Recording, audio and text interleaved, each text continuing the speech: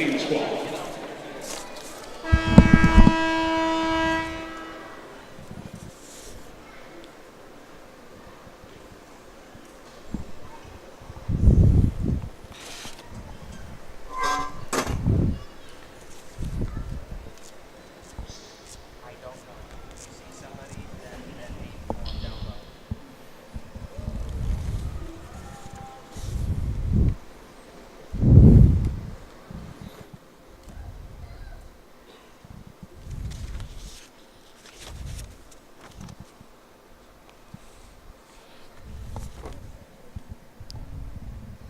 Oh, say, can you see by the dawn's early light what so proudly we hailed at the twilight's last gleaming, whose broad stripes and bright stars do the perilous eye. Oh, the ramparts we watched were so gently streaming. Did she got a headset?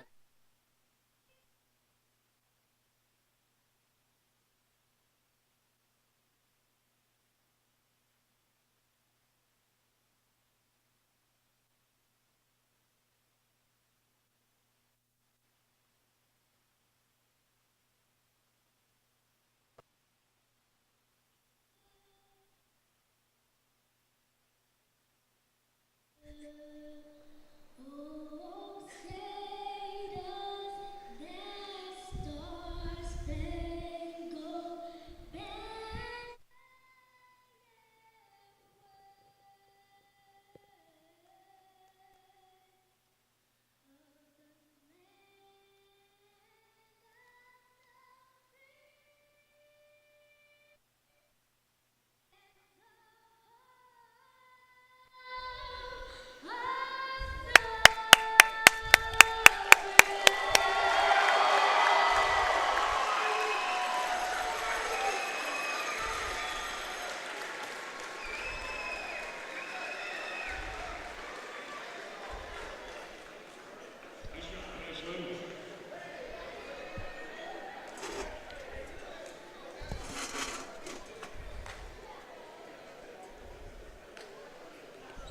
Good evening, everybody. I'm Charles Prodigy Richie, being joined by here tonight, special guest commentary. He's usually a silent reporter doing double duty tonight. I'm talking about none other than my partner in crime for the time being, Danielle Belowski. Hi guys. How you doing tonight? I'm doing very good. I'm pretty honored that you guys asked me to step in tonight. It's a pleasure having you. I mean, it's great. Here's a lot of things. Just give you a little quick rundown. There's a lot of history since we last covered you guys here on Sportstown Chicago. It was back on April 16th where they had their last loss of the season, and at home, and they've been trying to figure things out tremendously. I mean, they've been only had one other victory on the road, but so far as we take a look at right here, and more particularly going up against Omaha Beef, the Chicago Eagles are 3-8, trying to make a respectable 4-8 for the season, and against Omaha Beef more particularly, they've been 1-2, and one of the things that's always been a little concerning factor when covering this Eagles team all year long, defense. I don't care who you are in this league, but defense has been giving up at least a decent average, fair to say, of 40 points a game, and I think that's definitely going to be a concern right here. But we're going to take a quick pause right here as we got a little group prayer going on the field. We'll be right back after this.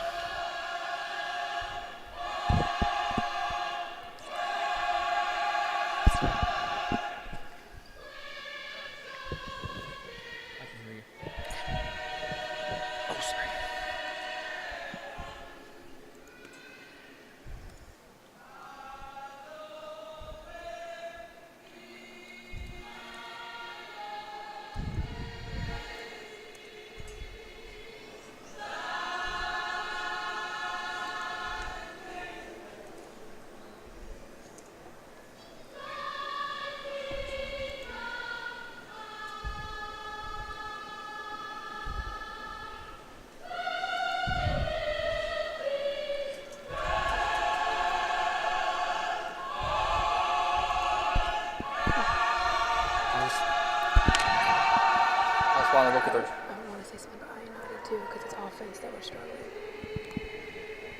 Yeah, but defense too, though. I mean, that's a lot of points you're giving up too. Okay.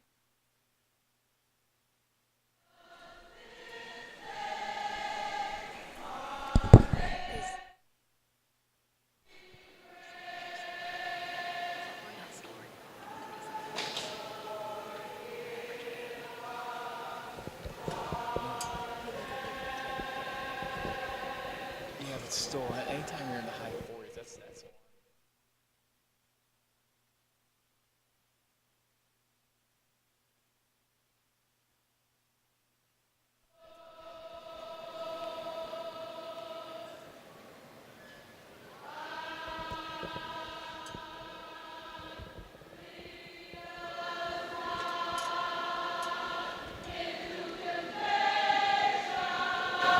See, the problem is, I understand.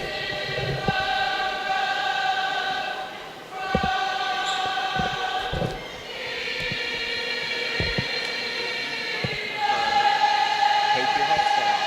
It did. I'm sorry. So, don't he's talking or not.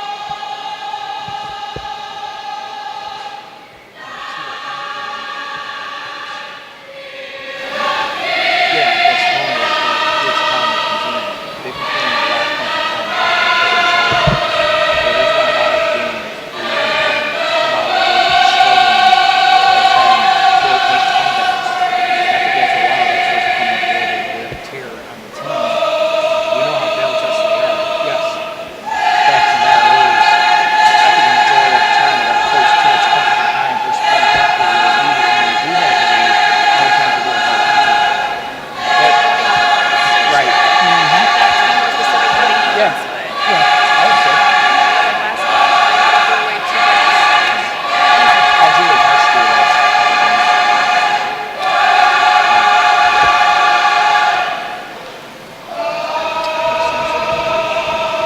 Sorry if I sound pretty off. Sorry, I didn't sound pretty idiotic and stuff like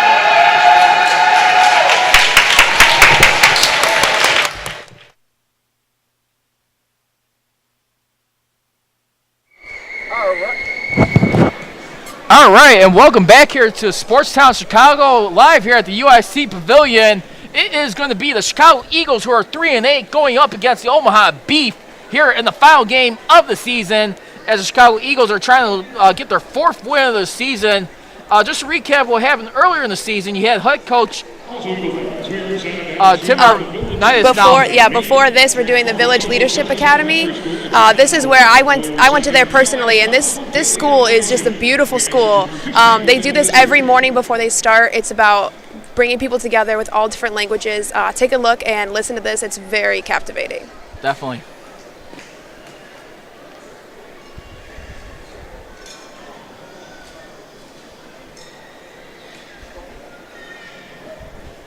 I can't wait.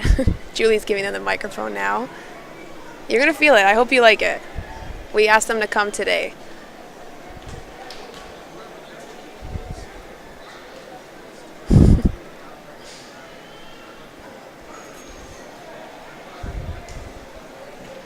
Repeat after us. Je l'ai too. I am young, strong, and proud. I love myself, my family, and my community. I can do anything I set my mind to. Because I come from a great legacy of man and woman. If it's going to be, it's up to me. Together, together, together. Separate, separate, separate. Put on back, put on back, put on back. That's my favorite part.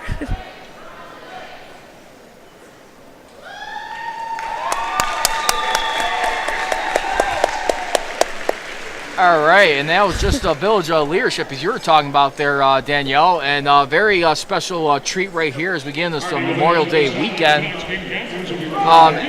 And we are getting ready to go. Both teams are meeting at half way of the field. Chicago Eagles are in their traditional all-blue uniforms, blue tops, blue bottoms, with the red and blue stripe, with the red stripe with the blue stripe down the middle. And then you also got the Omaha Beef with the all-white, with the beef on the right-hand side of their pants in black, layering in white. Omaha! And Omaha, they're getting ready to wait from the official to make the call for the coin toss here. And there's a referee going over both sides what to do here. But as mentioned, right now we got a new sheriff in town who's in the second game. There's a flip of the coin. It is heads. You have won the toss. It is heads. Omaha has won the toss. And they are going to kick it off. So what that means, we're going to see the Chicago Eagles get the ball here to kick off this game in the first half, see what they could do. I tell you what, Danielle, just watching this team right here, as you mentioned earlier in the year, they've been struggling a lot offensively in this game. They've been averaging a little over 27 points a game. But I had the pleasure of talking to the new head coach.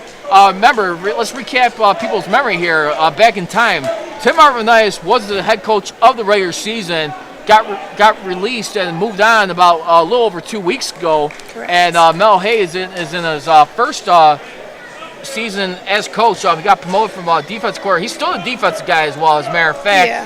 And right now, the Omaha Beef is 6-4. He is 0-1 so far. They just lost last week another brutal game, 27-50. But 0-2. Oh, my bad. Bloomington. We just lost last week against Bloomington. Bloomington. The Eagles did not come ready to play at all. It was a really bad game.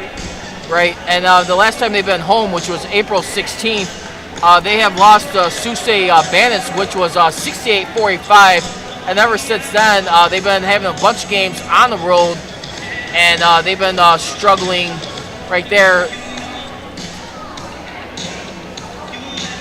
They have been 1-4 ever since that last loss, dating back to the home, which including the road games right here. And against, a matter of fact, Omaha Beef, they're just 1-2, so they got a chance to even up this season series against them this year. Well, also with that being said, Farguson was coming up to our players before the game and saying that since this game doesn't mean anything to us as far as playoffs, that we should just kind of give it to them.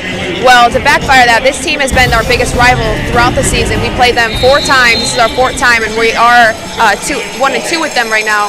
This game means a lot for them. All right, and here comes a kickoff by the Omaha Beef. It's a squibber right there. And it is going to be recovered in the end zone by number 5. That's Anthony. That's Chris Perry. Chris Perry. Thank you, by the way. he tries recovering and gets muffed. Looks like it's going to be a touchback. Let's see what awaits call by the official here. As we're in the first quarter here, 14:50 to go. And here comes Chicago Eagles. Let's see what they do on offense right here. One note before we get in later on the defensive side, as mentioned for the air, we got Kevin Morris Sr., who's actually got 93 tackles for the year, looking to get 100 tackles in the season. He's only 7 away from doing that. And Chicago Eagles, here we go. They're getting ready to get the ball.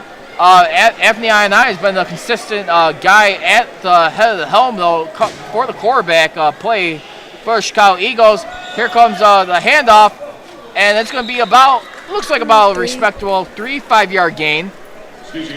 So they're going to get the ball placed at about the 12-yard line, it looks like. Yeah, so remember, I'll just recap some of the rules right here. For people catching CPIFL Arena Football League, anytime if you get in the end zone right there, that's a touchback. That's usually going to put you at around the 5-yard line. Here comes the Eagles away in the snap. They get it. It's another running play, and that is Calvin Phillips. Short of a first down, though. Calvin Phillips. Oh, and the boards go down. You know what? And this is one of the things I was mentioning to, and I had a pleasure to talk with LaDonna Ray on my show I do on Chicagoland Sports Radio, Primed Up, and I was able to talk with her, and well, not Primed Up, it was in the zone. This was on a Saturday a couple weeks ago, and she had Julie Harsh, and I asked her, you know, like you look at the NFL right now, especially for a girl who's playing football in the league nowadays, you hear all these horror stories about the concussions right now, and how much, you know, like a challenge, you know, she's stepping up right there. Yeah, I feel like though when you play a sport, you know the risks. So it's not just football in general. Like baseball players, they're getting concussions. You know, there's smart things that they can do to eliminate it, but I don't think you should be afraid of it. For example, during practice, they should be doing more practices without helmets so they can learn how to practice tackling without using their head. After that, I mean, it's football. You have to hit. You have to do that. If they take that away from the game, and if you're nervous about it, then it's not the sport for you to play. No, and you know what? I think, you know, another thing though too. I mean, they could definitely take notes from is like, you know, these little sideline walls right here. I mean, these little bumpers. They're so concerned about like these hits in the bodies. So I mean, I think stuff like that you can take a little note from, and maybe try and like, you know, find a way to somehow incorporate into the league. But anyway, here comes Chicago Eagles. They're gonna be having about third down, I believe. No, it's yeah, third down and 2, I believe. Yeah. So it was a couple of running plays to start off the game right here, and that was Kelvin Phillips. So they're going to be having the ball at about, it looks like the 10-yard line, I want to say. Well, right now the officials are still gearing up. I don't know about you. I feel like I'm watching like a little baseball game during the rain delay, trying to get the tarp together here. Yeah, it's kind of embarrassing. We don't have the same turf from last week or the last time. Yeah. But at the same time, too, I think it's almost kind of a symbol of the Eagles' season so far, though, too. No pun intended. Like I said, you made a lot of drastic changes.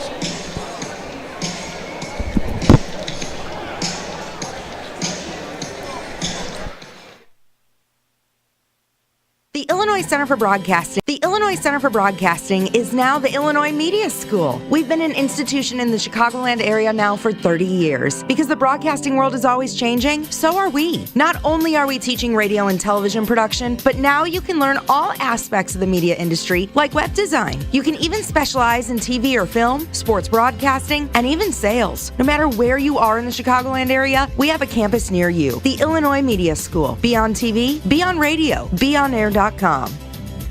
Quiero tener un trabajo en algo que me encante. Quiero divertirme y a la vez conocer muchas personas. El Illinois Media School tiene muchas cosas increíbles que ofrecer, no solo para mí, sino para todos sus estudiantes. Y con todas las cosas que aprendes, no hay manera de no ser exitoso. Aprenderás no solo a hacer segmentos de audio al aire y usar el equipo de cámara, incluso puedes tener tu propio show de radio o televisión. Y los instructores trabajan en la industria. Así que visita beonair.com y empieza tu carrera en broadcasting ya.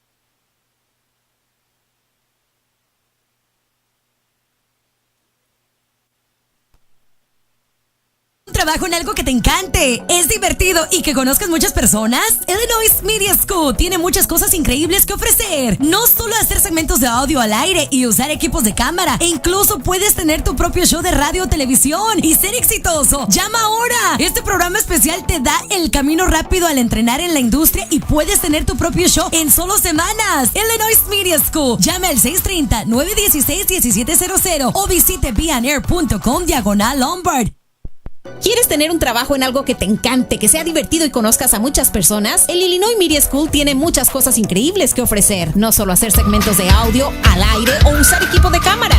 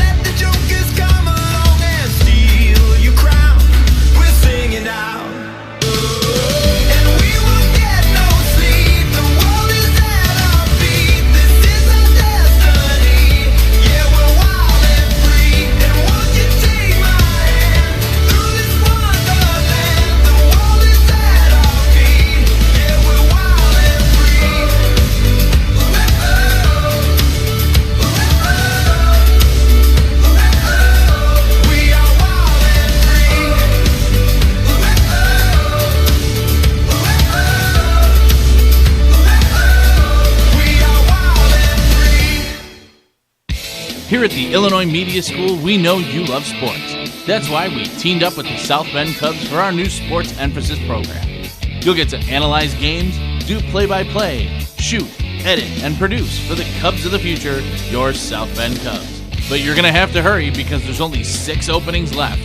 For more information, go to beonair.com or call 630-916-1700. The Illinois Media School and the South Bend Cubs are a guaranteed W. The Illinois Media School and the Chicago Cubs Single-A affiliate in South Bend, Indiana are teaming up. Be a part of all the action with the Illinois Media School's new Sports Broadcasting Emphasis program. You'll experience what it's really like in the broadcasting world by analyzing games. Swinging a long drive to left field. Pickens on his horse, still on his horse. He looks up. Adios! Play-by-play, producing, shooting, and editing games for the Cubs of the future, your South Bend Cubs. You'll be doing everything but handing out the peanuts. Peanuts! Got your peanuts here! The best part is you'll be covering up to 70 games this season and the opportunity to do play-by-play for the whole 9 innings. So start your career with a home run and join the Illinois Media School. For more information, go to beonair.com. That's beonair.com. The Illinois Media School and the Cubs. Now that's a winning combination. Bosco, and I do play-by-play for minor league hockey. It was while I was at the Illinois Media School that I got my first opportunity to do actual play-by-play in my first week of class. Through my time in class, I was able to improve as a broadcaster by learning how to use different equipment, how to set up for a remote broadcast, and how to prepare for each and every game that I would call. I even found an internship doing play-by-play for minor league baseball before graduating. If I never went to the Illinois Media School, I never would have found my passion. I couldn't have said it better myself. This is Jonathan Hood, instructor at the Illinois Media School, formerly Illinois Center for Broadcasting. So many reasons for you to consider Illinois Media School: financial aid for those who qualify, real-world hands-on experience, internships, and so much more. Don't just take my word for it. Set up a tour at one of the 2 Chicagoland locations. Go to beonair.com/Chicago Sports to learn more. That's beonair.com/Chicago Sports. Hey now, and welcome back everybody here to the USC Pavilion, coming on SportsDownChicago.com. I'm Charles Project Ritchie, being joined once again by Danielle Bilowski, doing a wonderful job here, multitasking. Gotta give her a lot of credit right here tonight. But as you just realized right now, for those of you just tuning in, Chicago Eagles lost the coin toss to the Omaha Beef, which they won. They elected the third, so it's pretty much Chicago Eagles possession right now. What's going on? They're looking at third down, but it looks like right now one of the head officials is going up to the sidelines, conferring with one of the people at the table right now. And just to recap, it was a couple quick running plays that sees them up to as much as like close to the 14-yard line. So we're almost at half field right now. So we're only 10 yards away from halfway up the field. But the Chicago Eagles team, like as I mentioned earlier, I mean, one of the things I get a little concerned with, even though it's a little normal, I just don't believe defensively need to start making some stops. But more importantly, what the thing is, here's your opportunity. How many times have we seen this earlier in the year where it's like, you know what, I know they're battle tested, but there's been a lot of times where they'd be down by sometimes 7 or a couple possessions. They do find a way to get it, yes, but my only concern is, with this team watching, is, how much is it becoming like a wear and tear? I mean, it's like, it's like you're just grinding, you're working, and when you do get the lead finally, it just, just seems like they can't seem to hold on right there. Yeah, well, I think with that goes into, like I was saying earlier, offensively, we need to be able to make better plays and stop going to the same people and use all of our options, because when we don't do that, the teams are watching our films, and if we're not changing and adjusting every single game, we aren't going to make a difference. And we are struggling on the running defense of the game, and the teams are seeing that and exposing us on that. So I do think overall we do need to get better. The Eagles need to get better on that. But to just push it on the defense, I don't think that's correct 100%, because I do feel like in the arena it is more it's known for the receivers to score more. Like it is what it is. It's a shorter field. It's the width is shorter. Like everything's shorter for the receivers to be exposed and to do well. And it's very hard on the defensive end, but at the same time, we're the only team scoring only 27 points a game or 30. Like, we're struggling big time with our receivers and using all of our options. We do a lot of good things with Calvin Phillips and now Chris Perry, but we need to do more. It's not enough. No, it's definitely, I mean, that's definitely clear the message right there. And a lot of it, though, too, I mean, here's the thing, though, what really been the biggest Achilles heel, not to point fingers, but you had a lot of times, though, where there was some extra missed point opportunities right there. When you had a score. And you know what? I mean, you finally had like a legit kicker going on for a while. Yes, David Thomas. David Thomas. And you know what? I really thought he was doing a decent job. I mean, did you hear what happened to him? No, if you want my recapping. So we were at Salina Liberty, and there was a unnecessary roughness on the kicker call from number 12 from Salina Liberty, who sprained his MCL, and now he no longer can play with us the rest of the season. So that's why we luckily got Jules Harshberger up here to take in for him. But that's a definitely big miss. He finally was stepping in. He got into his rhythm. You know, we were struggling in the beginning of the season. Many of our games we lost to was because of special teams. We got him in. He was doing great with the away ceilings because they are a lot taller. This arena actually is the lowest ceiling in our arena. I mean, in the league that we play in. So he was doing amazing on the other teams, and out here he was struggling because the ceilings are so low. Luckily for us, Jules is better at kicking with low ceilings because she's more accurate. So tonight will be a really interesting thing to see how she's able to play in this type of field. She hasn't played in a home game for us all season, so you know it's going to be pretty exciting if this game starts. I don't know what's going on. I don't know if they're getting in trouble that this is not legal of boards, because they're over here. Okay, they are over here tying things up to the bleachers, but we will be right back after this because once again it's all dead air. All right.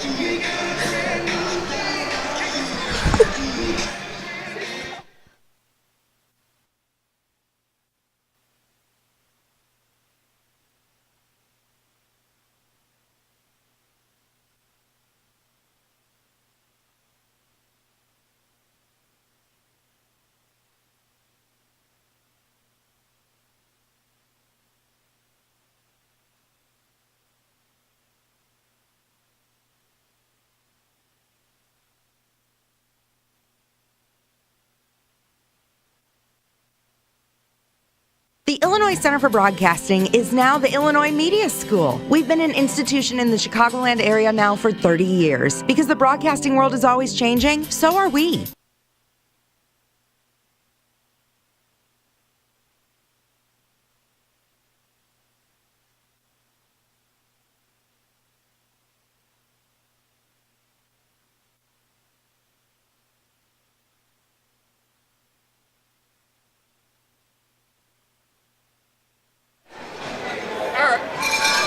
All right, welcome back here, everybody, to SportsTownChicago.com.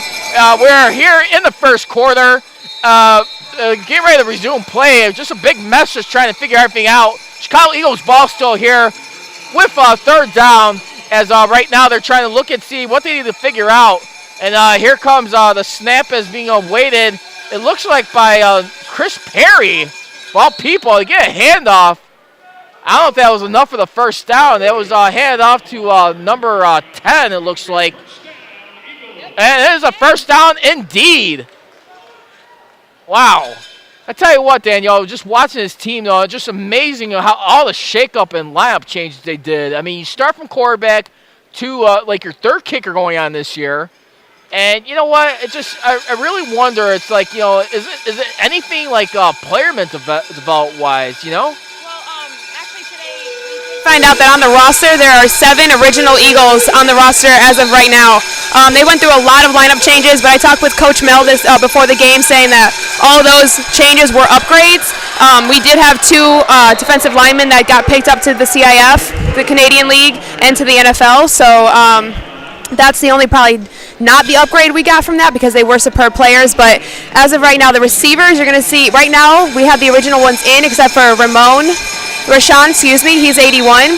He is an amazing pickup that the Chicago Eagles have. His length, his reach, we need to use him in tonight's game if we really want to be successful because Beef has seen 8, Stacy, and Boykin. They have not seen 81. They really need to use him, but we're continuing to do the running game with Phillips right now. And also, I'm starting to look as this game goes on. We got a new quarterback under center. Excuse me for the wrong name earlier, folks, but we got, I believe it is... that is the receiver. Rashawn Simonese. Anthony Ionati is still the quarterback right now. Okay. Well, thanks for the correction. It looked like I saw him have a couple plays where he was calling the snaps. That's why I was just a little thrown off there. Yeah. Hopefully a play for him because he definitely needs to be thrown to. As you can see, we're getting a little bit of yardage, but that's not going to win the game tonight. Yeah. Well, here we go. Nonetheless, a snap by the Eagles. It's going to be thrown, and it's going to be intercepted right there. See, that's what I'm talking about. The Omaha Beef. Yeah, that's going to be Rashawn Simonese throws a pick, and that's going to be intercepted by the Omaha Beef. See, this is my point exactly. It's not the defensive side, too. We need to be able to execute on offense. We get, how many minutes was that of an off break as a timeout for the Eagles, and then they come out here and throw an interception? The Eagles can't do this. And that interception was generated by Jesse Robertson Jr. of the Omaha Beef. So not only that, though, and here's the biggest problem, though, too. Well, I've been noticing a lot, though, too, with the Chicago Eagles. I mean, whenever they be, turning the ball over, they definitely be making them pay as far as, positioning on the field. And the Omaha Beef, they're hulling up right now. They're going to be having the ball in favorable field position right now. So it's excellent right here. I mean, if you got to like what you see right now from the head coach, Corey Ross. Well, here it comes at the 17-yard line. 1st and 10, though. Little handoff, but there's going to be a flag on the play. It looks like it might be on the Omaha Beef. Let's wait and see what the official's call is going to be right here. That's going to be a false start on the Omaha Beef. That's going to be a 5-yard penalty. That's going to bring them back a little bit. So that'll send them back up to the 22-yard line. Other center, we got Joshua Floyd here on the offense. The other offensive players, real quick, just to give you a heads up, on the Omaha Beef. We also got in this game, we got Jeff Mack, who is number 3 of the running back. You got Jeremiah Oates at number 2. And then you got Jonathan Ray at number 1 as Omaha Beef are getting ready to get this second down and 15 play. Snap, incomplete pass. That's going to bring up second down and 15 for the Omaha Beef, as there is no score here in the first quarter. 10:23 left to go here. We're coming live to you here from the UIC Pavilion. I'm Charles Praj Ritchie, being joined once again by Danielle Belowski as we are just tuning things in. And, that's part of the problem, though, too, when they're, it's just been turnovers. I mean, that Chicago Eagles have been giving away. They have a lot of giveaways, and that's one of the problems right there. Mm-hmm. And here comes Omaha Beef. Oh, almost an interception. Oh, and it's going to be an incomplete pass. And that was a hell of an effort right there by the Chicago Eagles. Chris Perry. He's actually being a defensive back as well as the running back today. He's playing both sides of the game. Yeah. No, that's good. I mean, you know what? I mean, when you're in the Chicago Eagles position like this right now, yes, it's the last game of the season, but you know what? Anytime you struggled like they did and trying to find some rare wins, you want to have a strong finish no matter where you're at. I don't care who you are. You know what? I feel like, this team's got a lot of good character. I mean, a lot of good potential players to stick around here for years to come. Yeah. But here come the Omaha Beef right now. It's going to be third down. They get a throw. And that's gonna be short of a first down, so that's gonna bring up fourth down. So he only needs about another 3 yards. So most likely, as we see a lot of times here in the Arena League at this point, usually gonna go for it on fourth down. And this is another thing where the Chicago Eagles have tended to struggle. I feel like not closing out fourth down killers or third down defenses. I really believe that's one thing they need to change right there. Yes, this is a high-scoring league, but at the same time, when you got times to put teams away, you got to do it right here. All right, well, Joshua Floyd Jr., he's away in the snap. He's pump fakes, throws it to the end zone, and that's going to be caught for an Omaha Beef touchdown. And it is going to be 6-0 that easily right there. And that is right there, Kane Farquharson, who makes the catch, celebrating on the field of the Omaha Beef, and they're getting ready to go up. Hopefully 7-0, paying the extra point. Is 6-0 right here to start off the first quarter, and that's how it always begins. Like the old Pat Summerall would say, start a lot of things off. Story of the game, turnovers. And here we go. The snap is being awaited here by the Omaha Beef. The kick is up. It's through the upper left middle. The kicker right now is also the receiver, Oates, who just got the first down. He's playing kicker as well as the wide receiver tonight, so that's pretty impressive that he can play both sides in that. After that, so that new guy for the defensive back, his name is Jordan Landry. He right now just got scored on, but he's still new to the team. He's doing a really good job of stepping it in. He's in for Chris Muhammad right now, but Chris will be on rotation as well on defense tonight. Yeah, no, that's a great testament right there to what the Omaha Beef is doing. I mean, listen. I think they're one of the teams in the playoffs, correct, so far?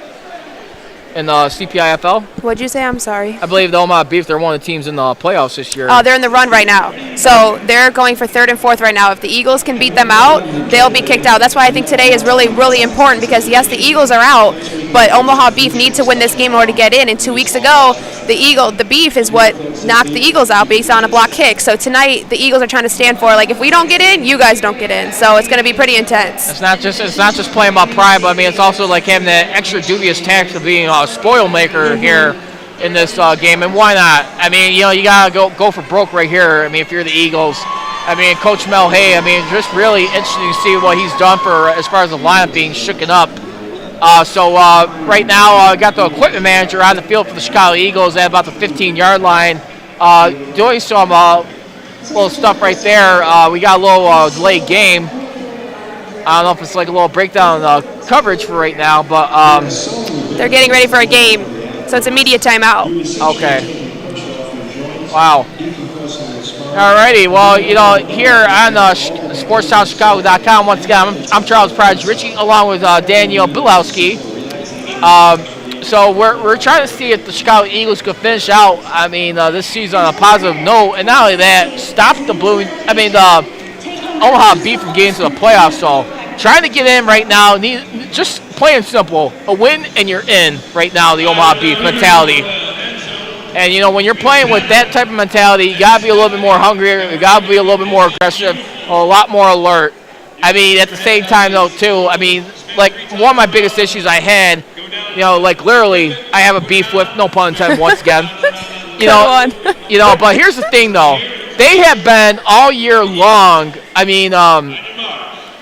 I have a problem with the schedule. You have so many games back to back at home, and then you got so many games on the road just to even that out.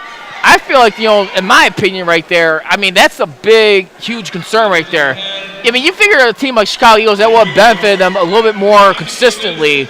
You had your opportunities, and, once you finally got that 2-game winning streak, you lost that 1 game at home before you broke off until, like, that 4 or 5 game road trip. But what's happening on the field right now, we got a little special festivity right now, a little mini competition going on here. As from the 15, it looks like a race to the end zone. As we are coming to you live here from Sportstown Chicago, once again being joined by the lovely and talented Daniel Bilowski, and I'm Charles Pride Ritchie. It's supposed to be 8-0. We got 1 point on that first play. On the safety, right? Yeah, on the first play of the game. I just had people from our side on the street saying they were steady. Oh, wow.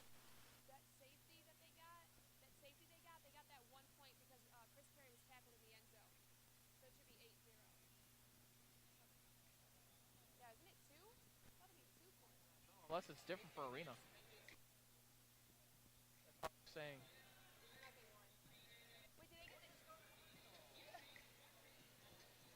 I didn't see you give the sign. Let's go float 60. Float 60. Ready? Break. Have you ever wanted...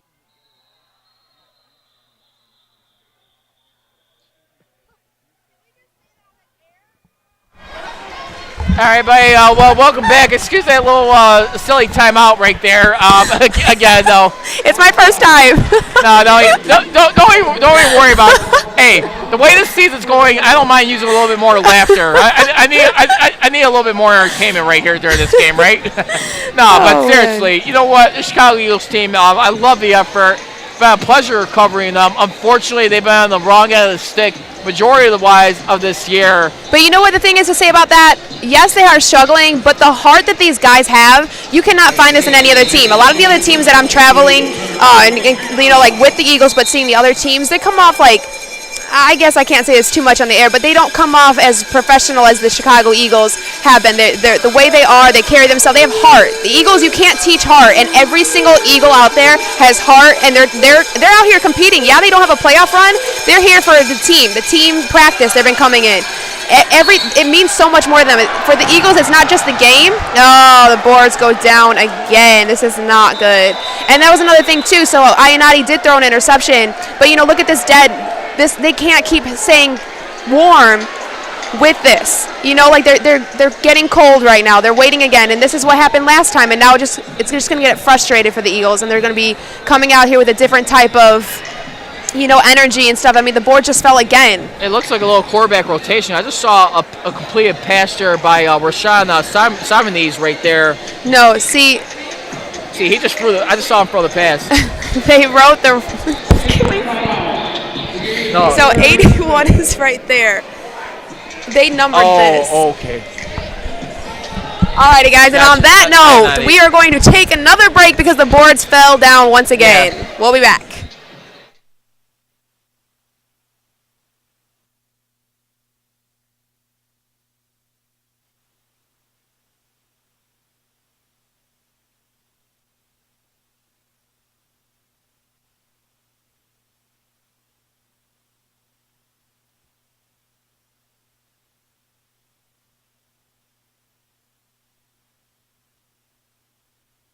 All right, here we go, guys. Here we go. Let's go. Float 60. Float 60. Ready? Have you ever wanted to get away? And no, I'm not talking about some expensive vacation, but a place where you can go just a few short steps from home and release all that stress and tension. Well, here at Float 60, you can do just that. Welcome to Float 60. Here we have everything you need to relax. In addition to our brand new state-of-the-art sensory deprivation chambers, some of the amenities include European showers, soft cotton towels, a comfortable robe, and much, much more. The float tanks are set precisely at skin temperature, so you get an experience like no other. I find an environment free of distraction that enables my body truly to relax, heal, and focus. This was actually my first time floating. I was so relaxed, I couldn't even feel where my body began and where it ended. It was as if I was floating in air. There are so many benefits in floating for the athletes. You're essentially taking pressure off your joints, decompressing your spine, and then allowing your body to absorb all the magnesium sulfate. Any athletes out there like myself, or anyone in need of some simple relaxation, stress relief, or full body therapy needs to come check this place out ASAP. And don't forget, Float 60 has Muse Meditation, take-home Epsom salts, and plenty of float packages to choose from. Thank you.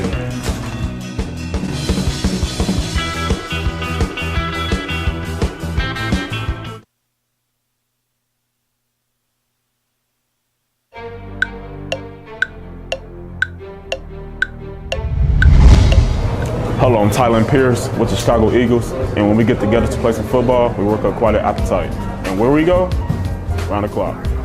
At Round the Clock, we strive to give you the ultimate family dining experience. We believe that delicious food, an inviting atmosphere, and excellent customer service are what every customer deserves. Our meals are made from scratch, paired with our hot out-of-the-oven rolls, homemade soups, and freshly baked desserts that all come together to create an unforgettable dining experience. So when you get hungry like me, no matter what time, day or night, their family-friendly staff will have you covered. Round the clock.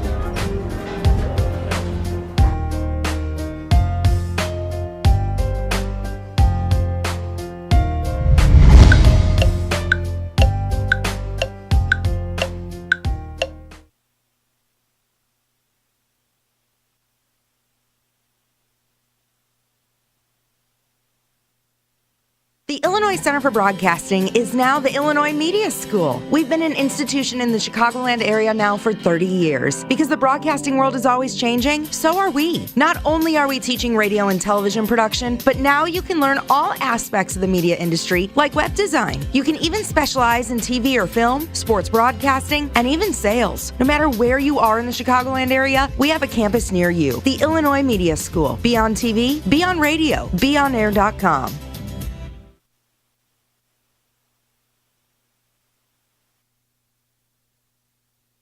Quiero tener un trabajo en algo que me encante. Quiero divertirme y a la vez conocer muchas personas. El Illinois Media School tiene muchas cosas increíbles que ofrecer, no solo para mí, sino para todos sus estudiantes. Y con todas las cosas que aprendes, no hay manera de no ser exitoso. Aprenderás no solo a hacer segmentos de audio al aire y usar el equipo de cámara, incluso Incluso puedes tener tu propio show de radio o televisión. Y los instructores trabajan en la industria. Así que visita beonair.com y empieza tu carrera en broadcasting ya.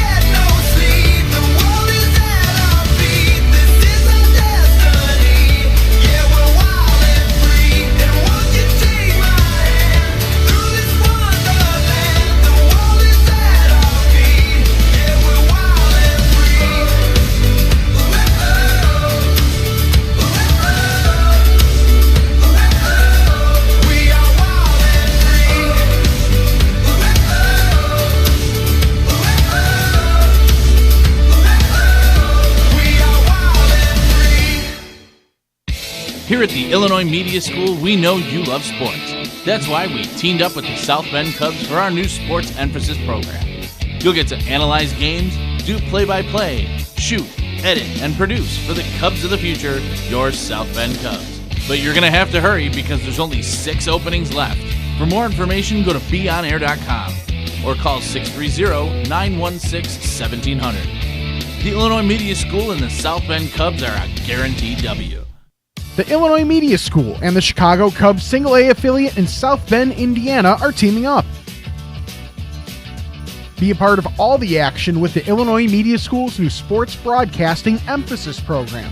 You'll experience what it's really like in the broadcasting world by analyzing games. Swinging a long drive to left field. Pickens on his horse. Still on his horse. He looks up. Adios! Play-by-play, producing, shooting, and editing games for the Cubs of the future, your South Bend Cubs. You'll be doing everything but handing out the peanuts. Peanuts! Got your peanuts here! The best part is you'll be covering up to 70 games this season and the opportunity to do play-by-play for the whole 9 innings. So start your career with a home run and join the Illinois Media School. For more information, go to beonair.com. That's beonair.com.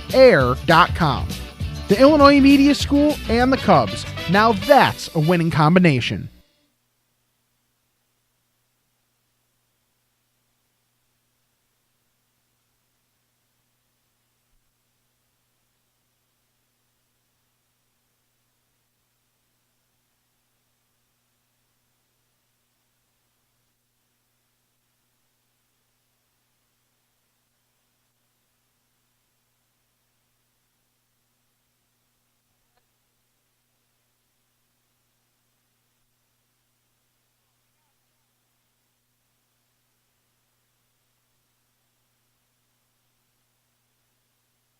In radio or TV broadcasting at the Illinois Media School's downtown Chicago campus. Call us at 312-884-8000 or visit 530 South State Street to learn how you can make your dreams of being on television and radio a reality. Don't take my word for it. Check out what some industry professionals said about the Illinois Media School. Jonathan Hood, ESPN 1000. People often ask me, Hoodie, how can I be a sports radio guy like you? I tell them it takes drive and determination, and you need to learn how it all works. You can learn to be a sports talk show host, a producer, do play-by-play, and shoot and edit video. You'll have a chance to get internships at stations where you can tap into the knowledge of industry pros. With job placement assistance, you can start your new career in 1 year. It's a great school to get the hands-on training you need for a broadcasting career, doing what you love. They have affordable tuition and financial aid for those who qualify. So don't waste another minute. Go to beonair.com/Chicago Sports. That's beonair.com/Chicago Sports. Hi, Hi, it's Frankie. The Illinois Media School has over 30 years of experience training students in the fields of broadcast and media. With hands-on training by professional broadcasters like myself, flexible day and night classes, and interactive curriculum that showcases all the areas of media. The Illinois Media School can train you for a new career in less than a year. From radio to television to web-based media, our campuses in Chicago and Lombard is a work and training center for gaining multiple skills that lead to real careers in the media industry. Visit BeOnAir.com, that's BeOnAir.com, to learn how to get started. Hi, it's Frankie Robinson. The Illinois Media School, formerly the Illinois Center of Broadcasting, provides hands-on broadcasting and online media training in fully equipped radio and TV studios and web-based computer labs. The instructional staff consists of broadcast media and professionals like myself with many years of broadcast and online media experience. I've watched some of my former students get jobs and excel in the industry. Upon graduation, students are well prepared to enter the broadcast media industry. Check out our campus in Chicago and Lombard and visit BeOnAir.com, that's BeOnAir.com, to learn how to get started.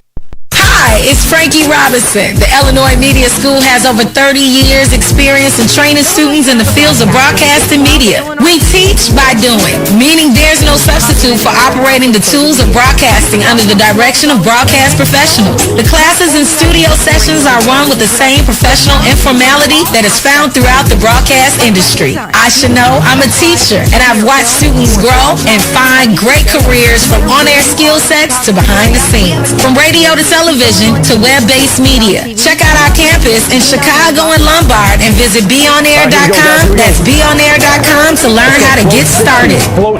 ¿Quieres tener un trabajo en algo que te encante, es divertido y conozcas muchas personas? El Illinois Media School tiene muchas cosas increíbles que ofrecer. No solo hacer segmentos de audio al aire y usar equipos de cámara, incluso puedes tener tu propio show de radio o televisión y ser exitoso. Este programa especial te da el camino rápido a entrenar en la industria y puedes tener tu propio show en solo semanas. Illinois Media School. Llama al 630-916-1700 o visita beonair.com/Lombard y empieza tu carrera en broadcasting ya.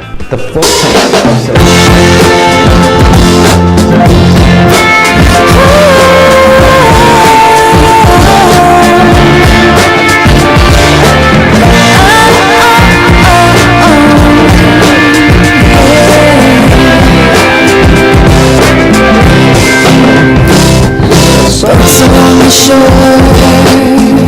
essentially taking tipping back and forth.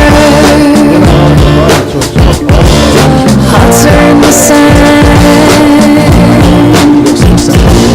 Won't you hold my hand? Sleeping in the fire. Oh, dancing in the rain. Creatures of the night, your beauty's to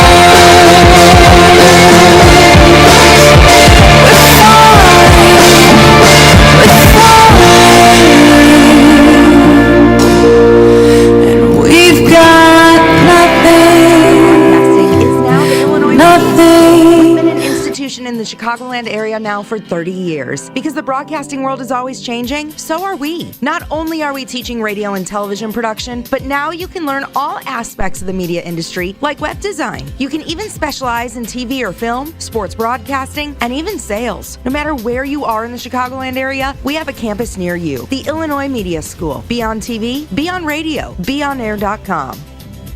Quiero tener un trabajo en algo que me encante. Quiero divertirme y a la vez conocer muchas personas. El Illinois Media School tiene muchas cosas increíbles que ofrecer, no solo para mí, sino para todos sus estudiantes. Y con todas las cosas que aprendes, no hay manera de no ser exitoso. Aprenderás no solo a hacer segmentos de audio al aire y usar el equipo de cámara, incluso puedes tener tu propio show de radio o televisión. Y los instructores trabajan en la industria. Así que visita beonair.com y empieza tu carrera en broadcasting ya.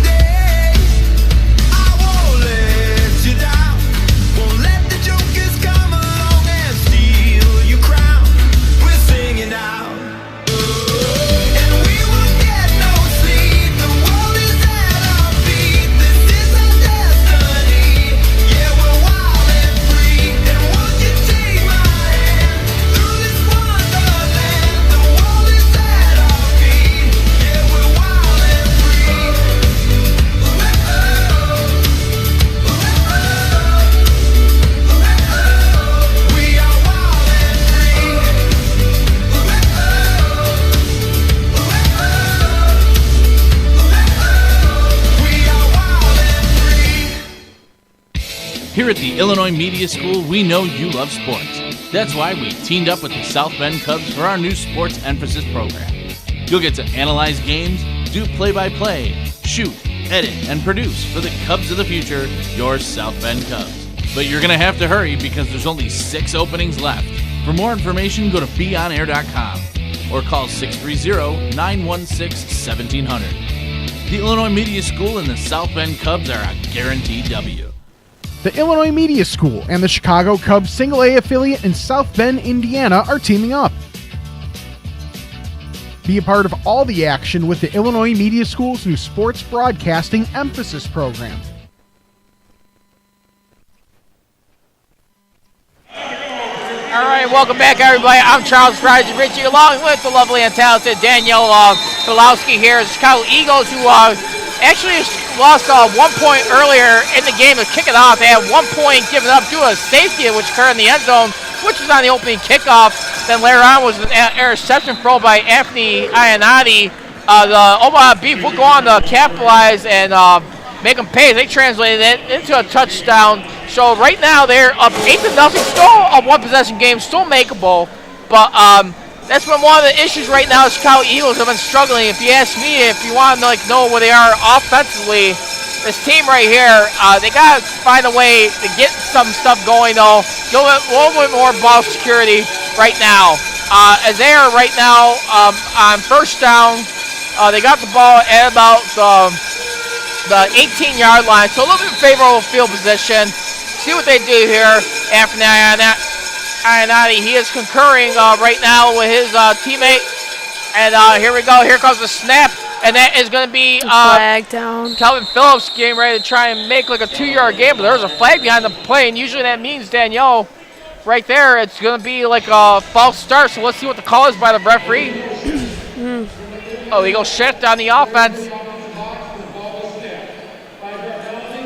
That's going to set them back 5 yards, if anything more. I mean, these penalties, though, too. It's been another thing that's been adding up for the Eagles all season long. Yeah, to be honest, though, they have gotten a lot better with the penalties. I mean, we have to take in consideration, too, right now, you were just out and dead, like, cold for, like, 30 minutes. You're thinking you're about to play a game, and then a board falls down, you're getting cold, So right now, I do agree penalties have been a big problem for us in the beginning of the season, but they've been cleaning it up tremendously. That hasn't been any issue for us the past 2 games. Stacy was just able to go back to the line of scrimmage, but the running thing isn't working right now. I think we still have to start adjusting and go to some more options and trusting the receivers again. Like, yeah, it was an interception, but once again, they had to stop the game. So I think they just need to get back warm and just get back in the swing of things, and the Eagles definitely will have it. All right, well, that was just a complete pass right there. Got about 5 yards on the play, so they brought him back to the line of scrimmage, which is a good thing right here.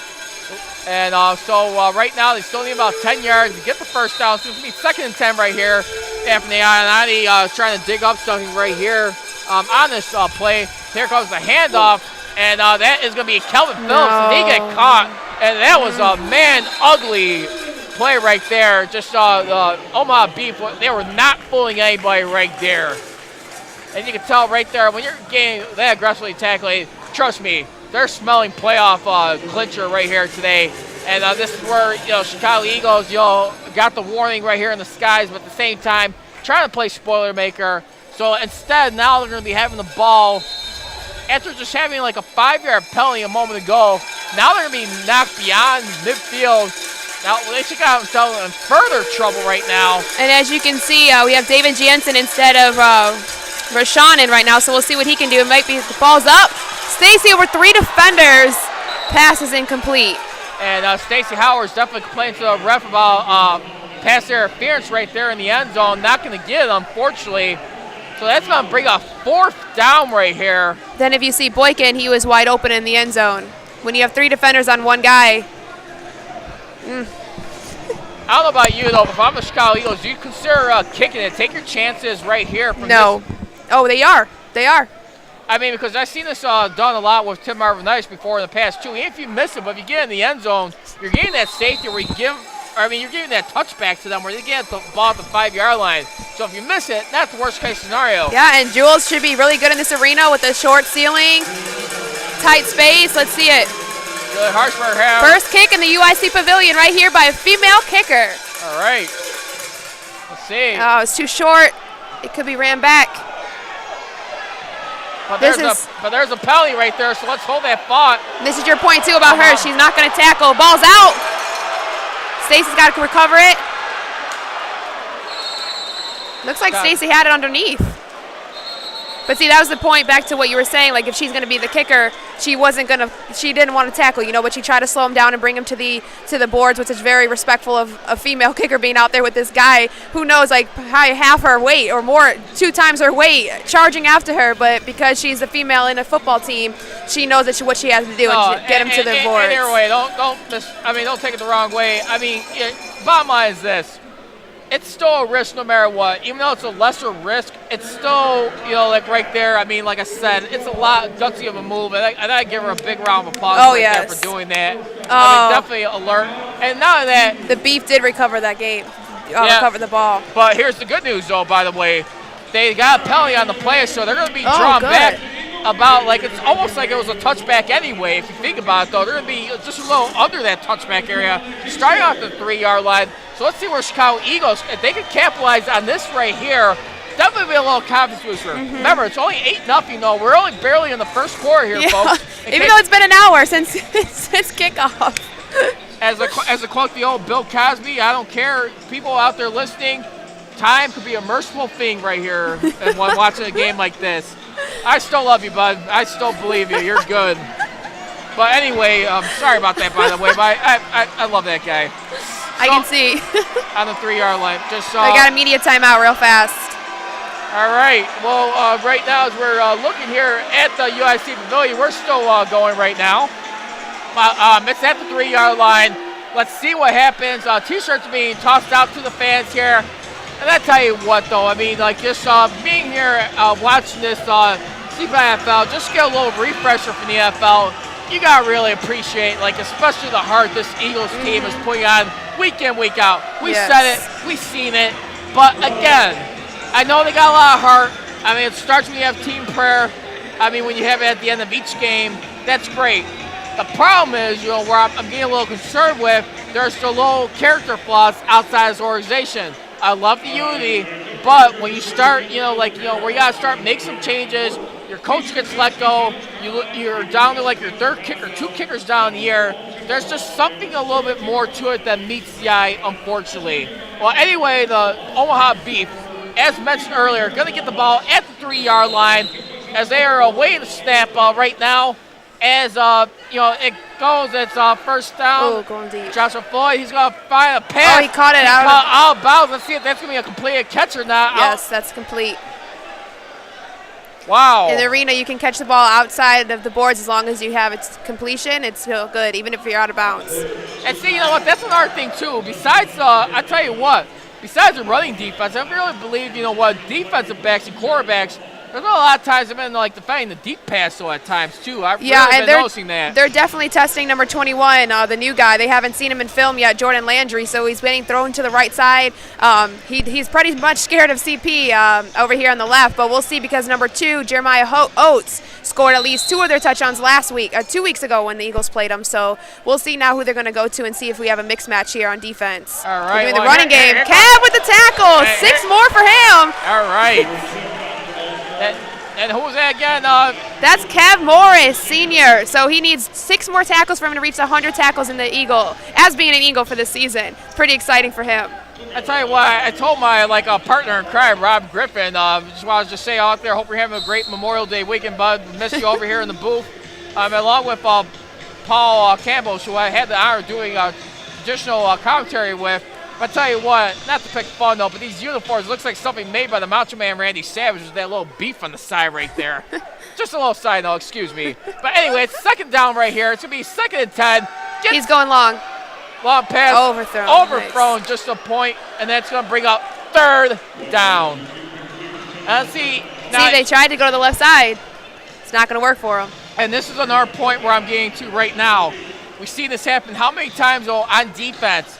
Yeah, it's going to be a big scoring league, but any good defense or great defense, you got to find a way to quit allowing teams to convert on 3rd or 4th downs. Correct. You got to learn to stop those. Yeah. Yes, it's high scoring though, but these are key moments right here to keep drives alive.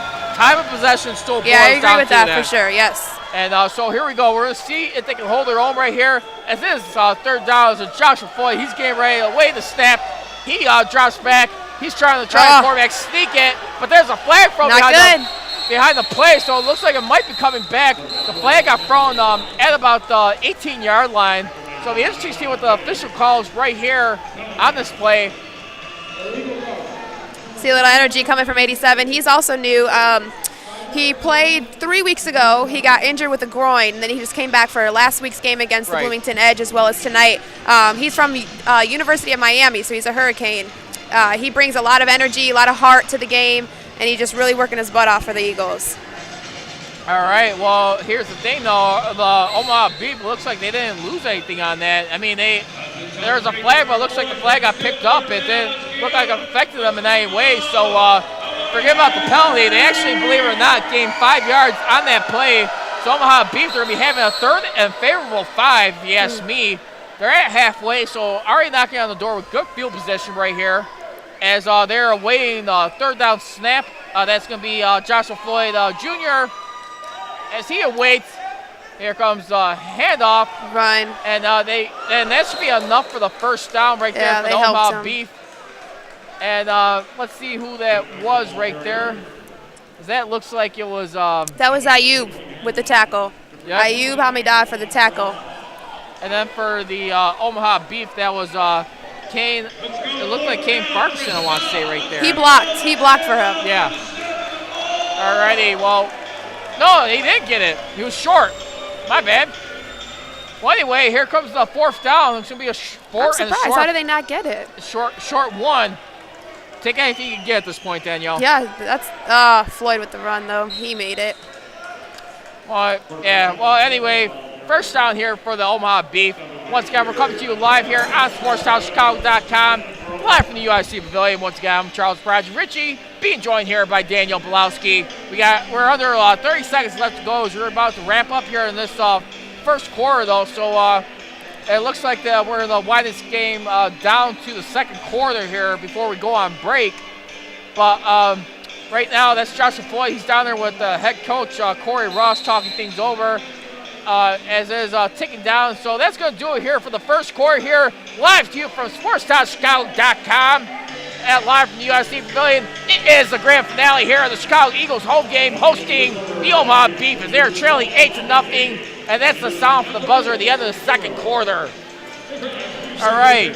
Well, before we come back over here, any key notes that you've been seeing from this game, Danielle, like from both sides of the coin? Yes, I believe that with the boards falling down, it's a huge momentum killer, and with football as well as other sports, we need momentum.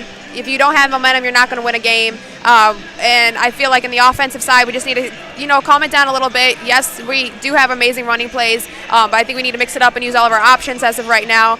Other than that, I think we're doing a great job. Like I said, Dyron Dye, I really like his attitude, his energy. That's kind of what we need. If we get a great tackle, we get a great play, we need that energy to create the momentum for the Eagles. I feel like the Omaha Beef on our breaks, they took advantage of it. They were dancing, they were having a good time. You looked over at the Eagles, they were kind of out of it, just kind of getting frustrated, like, okay, this is happening again, or this is happening.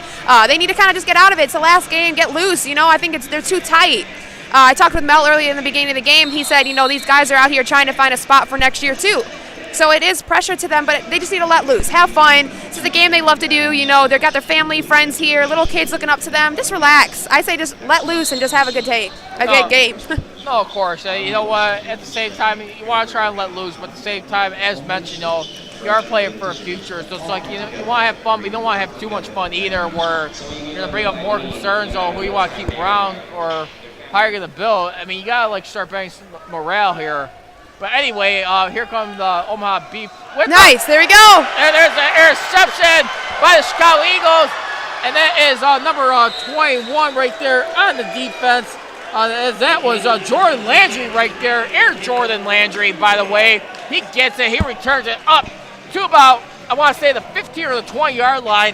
So that's going to be Eagles ball right here in the second quarter. And last week against the Bloomington Edge, he had his first interception as well, and he kept the game ball from there. So this is his second interception with only playing 2 games for the Chicago Eagles. That, once again, was a really good pickup from the Chicago Eagles. And a much-needed one, too, at best. So good time, just with the Dr. Orr. Let's see what they can do with this right here. See, from this, we need energy. And once we have the energy and the momentum going, we will be unstopped. And I truly believe that. Right, but at the same time, too, again, slow starts. You're just making your team work, but let's see. And they're used to it, but you don't want to wear out either. See, Rashawn's back in. Oh, no. Hey, it didn't fall down. The boards remain strong. We do not have to take another 30-minute timeout. See, and that just goes to show you right here. I mean, see, if you notice, you can already see the momentums in the Omaha Beef already. You know why? Because all the boards have been crashing on the Eagles side. On the Omaha Beef, not really. It's almost kind of like when you work out. It's like you want to just give someone a little tap in the chest right there. Yeah, but that was, we're on offense, so that was a good one. Yeah, but again, on the Beef side though. Well, anyway. See, this is it's not going to work. Nope. back to the drawing board, folks. Yep. So that's going to bring up a while. New play. Yeah, third down. Oh okay, so it looks like Rashawn's going out, and David went back in. Yep. All right, well, that's going to bring up about third and about it looks like about 8 from this vantage point. As Chicago Eagles are huddling up right here. As they got the ball at the 21-yard line, only 4 yards away from being midfield. Chicago Eagles fans getting a little like Anderson trying to pump this team up. Yeah, I really hate those cowbells. Hey. Personal opinion, I hate them. And the Los Angeles Lakers had to deal with it against the Sacramento Kings. Okay, ball's up. I-90 deep to Boykin. Boykin wants a flag, but there will be no flag on the play. Actually, I do see a flag. Flag has been dropped. Yep, and let's see what the call is going to be on that. I mean, that most likely is going to be an indication on the defense when it's thrown that deep. So let's see what the call is from the head official. May have been a holding right here. Yep. There we go. Not holding, but close enough. Yep. Context, that's going to be enough for a first down right there. Something the Eagles desperately needed, so they gave it to us. Yep, so that's going to move the chains right there. And you know what? And that's one of my biggest problems, though, too. I mentioned Rob when we were doing the commentary before. I know it's one of the biggest issues we had. We're counting on too many breaks from the officials right there, too. We're getting a lot of breaks, you know, like when we should be trying to create like our own destiny. Right, but it's still the game. You know, that happens in NBA, too. You just get what you give it, and that's what they have to do. And once we expose that and capitalize on it, you know, it's just kind of is what it is. And then right there, Calvin trying to truck through, and it looks like he lost it. We'll see. Yep. What I'm just saying is, like, you don't want to live by it, like, continuously. I mean, and again, it's not by choice. Of course, there's going to be some calls thrown in there, but again, I think you want to try to avoid letting it get to that point. But nonetheless, you got to take what you can get right now. That's going to be second down. Because you can't control the refs, because in the beginning of the season, we were getting really, really bad calls many times. So, you know, it just... It's hard with that stuff with the refs. We just have to keep going and just get what we get. All right, well, that's going to be second down. And that was definitely one hell of an effort right there by Kelvin Phillips, who's definitely trying muscling out some yards on that carry right there after the toss by Anthony Ionati. So here we go. First down. It is first down for the Chicago Eagles right now. No, for the Beef. For the Beef. Oh, wow. Turnover already. Yeah, Calvin Phillips fumbled it, and then they recovered it and brought it back down here. We got a Beef guy down. Believe that is number 50. Wow, he's up though. That's a big boy. Yeah. Oh, I mean, that's a big boy. You know, the interesting thing is, I mean, I like to think like, you know, like the Eagles, they got some good size to match up with this Omaha Beef. It's not like they're being outmanned. I mean, it's not that. I mean, we just got an interception. So, I mean, I think it just takes some time for the defense to get squared away. Like I said, there's only 7 original one, and on defense, I believe there's only 3 returning original defensive players. So, I mean, it's just going to take them some gelling time and stuff, but... I tell you what, another thing to note on this Eagles team, one thing I have like a little bit of concern with from time to time is their alertness. You know, like as far as like positioning on the field on like these, you know, like whether on offense or defense. I mean, you kind of gotta realize, you know, how preparing, like, you know, like what are you doing to prepare yourself a little bit better, though? You're still seeing the same story. I mean, turning over the ball or getting beat defensively in the deep pass, but I mean, it takes time. Here comes a run by the quarterback, Joshua Floyd, and he gets taken down at about the 25-yard line, so he gets a nice 5-yard pickup. So right now, I mean, the Eagles still without a point, though, being dangerously. It's still a long way to go, but only being shut out here. But, wow, I mean, just opening up the game with a 1-point safety, followed up by a touchdown later on with the extra point. So, and back to our point from in the beginning, remember how you were saying it was like our defense and stuff, but certain like this, plays like this have been happening all season where defense will get an interception, but then on offense we're not able to capitalize on it. And I think that's been the biggest struggle. We try to get a little bit of momentum, and then we go back on the offensive side, and it doesn't work. We don't get the touchdown, and at the end of the game, that's what's going to win the game. Defense could do so much, but we need the offensive side to grab the ball and put some points on the board for us. And that's going to be our first down by the Omaha Beef. And that's once again right there. Bring it. They're going to be up to the 15-yard line. And for the Omaha Beef, that was Jeff Mack, the running back, who gets the first down. So they're going to be at the 15-yard line once again. And pretty darn close to being inside the red zone. They're marching right now. All right, well, here comes the 1st and 10. See what they dig up. I mean, at this point right now, you got a good lead right now. I'd probably say control the ball. I know it's a little way too early, though. There we go. See? Double D. Dyron die. Another flag gets brought on the play. Let's see what happens here. Was they on the defense? We'll see. Stuff like that is what they're going to need to keep seeing from the Eagles, just to show that we're here. They're trying to stop the beef, and we need way more plays like that. All right, but the officials are huddling up. I hope this is not on the Eagles right here for their sake. I mean, no foul. All right, well, they get a break. There you go. Get what we give, right? Yeah. No, there we go. Saved by the bell once again.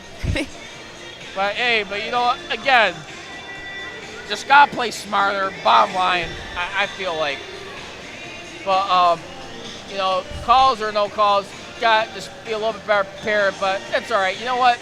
2nd down. See what they can do on these stops. Here we go. As the ball's getting ready to be snapped by Joshua Floyd, he's huddling up. He gets a little pass to the right. They're loaded to the right, running. Come on. And he gets a nice whack to the left shoulder right there. Deontay Ball. He's also from Bolingbrook, and that's where I'm from. That's my alum right there. He was a standout athlete at Bolingbrook High School, as well as when he went to his college days. He was almost trying to get drafted, but because of the lockout, it really hurt his chances of getting out there. So he's right now just in the game, trying to have fun. You know, a little extra cash here. He's a father of 2 beautiful children, so he's out here making a big name for himself as an Eagle. I tell you what, though, as evident by what he just did right there, he ain't stalling. He's balling right now. Hey, I like that. Deontay Ball, I like it. All right. Well, just throwing the haymaker and trying to be the playmaker. Well, here comes the Omaha Beef right now. They're going to have it on 3rd down. There's a little bit of a jump right there. Yeah, they caught it. Oh, wow. And that was right there for the Eagles. That was Dyron Dry, who gets flagged. And this is why I go back to at times, though, alertness. I think they sometimes get a little bit too anxious at times, but yeah, I do feel like that's discipline.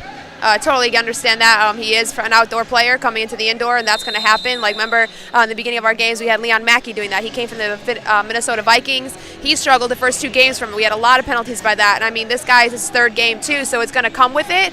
But we just have to no more. You know, like, let him do it. It's not like it's an original Eagle making those mistakes. So the new guys, you know, they have to have some type of leeway in order for them to get excited, because he just came off and had a great deflection. So yeah, there is energy that he's trying to put in. Because of that, he wasn't disciplined enough to wait on it. It did cost us a big penalty that Floyd is now running in. Jumps over and makes the touchdown. I think he's going to be short. I don't think he got in. That was beautiful, though. Slow-mo coming up here. See right here. I think he was short. I don't think he got it. Let's see. Look, I think his here we go. As we take a look at the screen. Jumps over the plane. Looks like No, that was I don't know. It does look short. If he didn't reach out the football, all he had to do is reach it out a little bit. He probably would have gotten it. Hey, just a little moral football lesson probably. Me being a Steelers fan, learn from Big Ben right there. As long as it kisses the chalk, you're in. Did not kiss the chalk. But what happened with the placement?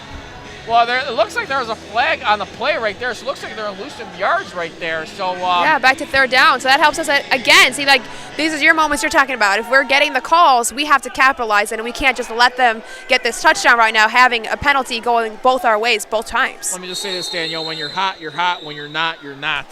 Mm-hmm. And when you're not, you rot. Anymore.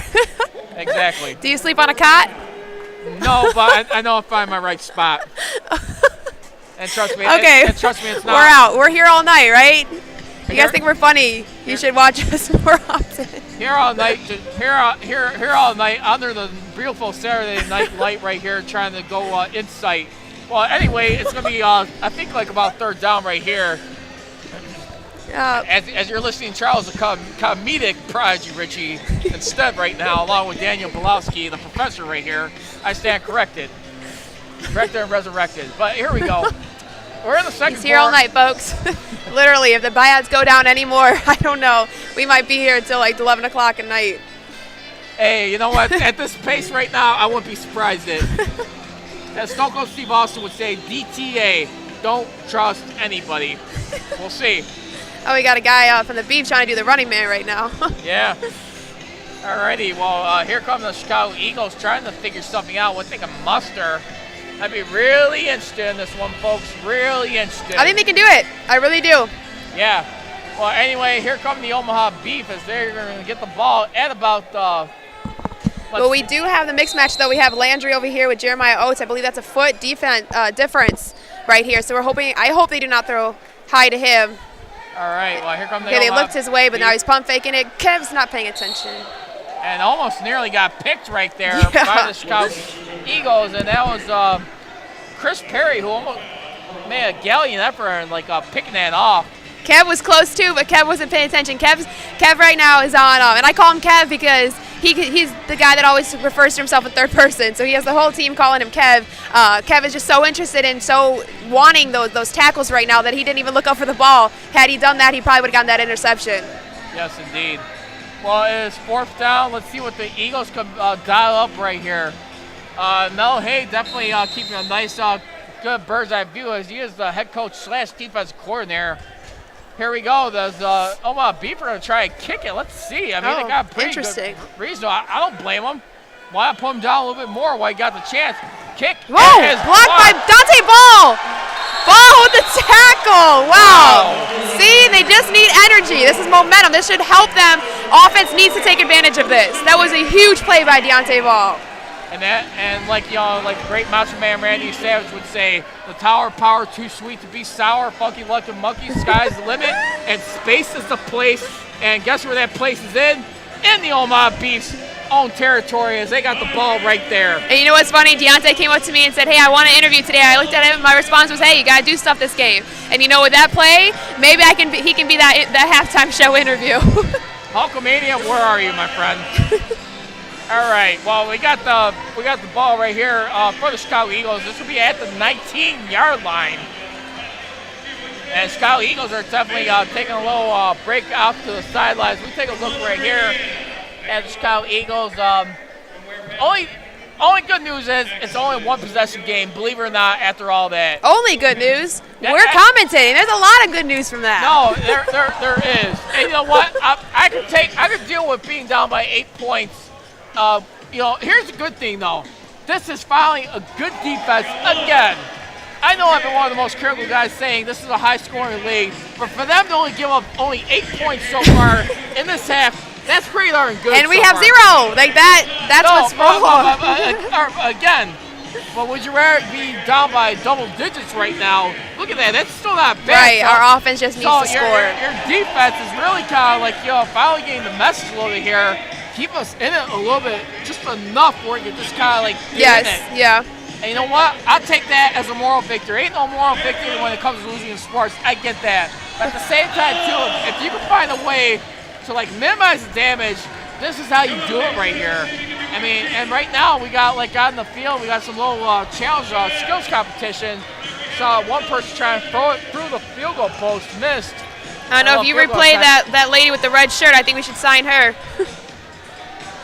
Now, is this another program going on right there, Daniel? You have any information on that? For the media timeout? Is that what you just said? Yeah. Yeah, so what they're doing is we've learned this whole season, and they're trying to just bring out some new fun games for that. That lady, she was part of the volunteers that just came out here and sang, so they did a great job with that. And she just came out here just trying to win herself a T-shirt. Is this part of that volunteer leadership, or is this something totally different? That was something totally different. The singers that actually came out there to sing. Unfortunately, I don't know too much about that, but I know they sounded beautiful. All right, well, Chicago Eagles once again want a nice kick to the opportunity and see what they do. All right, snap by Anthony Ionati. Great time. Oh. See, that was not an Ionati. He had great timing. All the guys blocked. They did their job. He was wide open. But Kelvin is a running back. He's not a receiver, so that's interesting that they're putting him out there to go out there for that ball. All That was literally right there, and right, stuff like that right there. Gotta be careful. Gotta make those plays. Put players where they're great, I think, but we'll see what they have in store right now. That's just frustrating. All right. Well, right now we got Kellen Phillips along with Anthony Ionata. I won't be surprised if we see a little run here. But there you go. Plenty of time again. Great work from the O-line. And there we go. There we go. That's what we needed. There we go. Bring it out of bounds inside the 10-yard line. And see, the discipline right there from the O-line, that's huge. I know that they're the unsung heroes of the game, but that holding, the way they just protected their quarterback, that's what we need. He's a great outdoor quarterback. He's used to that time that he has coming in and adjusting to the indoors have been a struggle for him this season, but that right there, we need to continue to do stuff like that. That was an amazing O-line performance right there. And with that first down, we are now at 1st and goal, so they're now officially just a few yards away from the the end zone here. They got the ball on the 8-yard line. Here goes Chicago Eagles. Get the snap. Right to Calvin. There we go. Where Calvin does what Calvin does. There we go. There you go. Touchdown. Keep him there. That's exactly what we need to keep seeing from that. 8-6. Do you see him going for 2 at this point right now? No, I think I personally, I would go for 2. Just kind of set the pace and be like, hey, we are here. Nothing against the kicker, just kind of we need to play mind games with the Beef right now. So they were out here dancing, thinking everything's light. We need to make a statement right here, right now. And Ionati is back in the huddle, so it looks like they will be going for a 2-point conversion. Now, if we make this, that's that pace that we need. We need to set the pace right here, right now. And then forget about what happened in the first quarter. That interception will be wiped out if we can master this right now. I would love to be interested to see if they ever decide to use Julie Harshberger on a fake field goal attempt. Yeah. They do have a lot of tricks up their sleeve this game, so we can definitely see something like that happen. I don't know if you're aware. There we go. We got it. So that's good. So now it's a 0-0 game. 8-8. And that game is tied up, as you just mentioned, Danielle. 8-8. Oh. All right. As I was saying before, so I don't know if you were aware, but we had on the extra possible players, we were going to suit up Scott Duvall, who's a 61-year-old kicker. So we're at that point right now where they just want to make it happen. 61 years old. Still able to come here, sign a contract and everything. He's good for the 61, did I hear correct? You did. He is the kicking coach, but however, he's able to do this. I forgot what it's called, but it's like playing? You punt into the field goal and you get 4 points. He's playing in the game. He is not, but he was possible that he could have, but because of the game, if someone get hurt or they wanted to pull something out of their sleeve, he could have suited up for somebody else. He's been doing stuff all practice, and that's just what the Chicago Eagles are doing. They're breaking the rules. They're just out here trying to do whatever it takes, whatever they can to be different. And we have the first female kicker of the CIF. That's a huge statement by the Chicago Eagles. And next year, when it's not our first year anymore. They have so many new promises and all that other stuff. It's pretty exciting for next year. Well, it just goes to show you a lot of the heart right there and the unity, what they believe in. That's wonderful. And here comes the squib kick by the Chicago Eagles. Come on. There you go. A little nudge from Chris Muhammad over there. I still remember the very first game I called, even though it was still exhibition. I remember they whipped the Windy City Ravens right there. And they were doing a lot of squibs right there. And they were definitely eating up that alive right there. I believe that Calvin was the one that just kicked that. Let's see the replay. Yep, Calvin.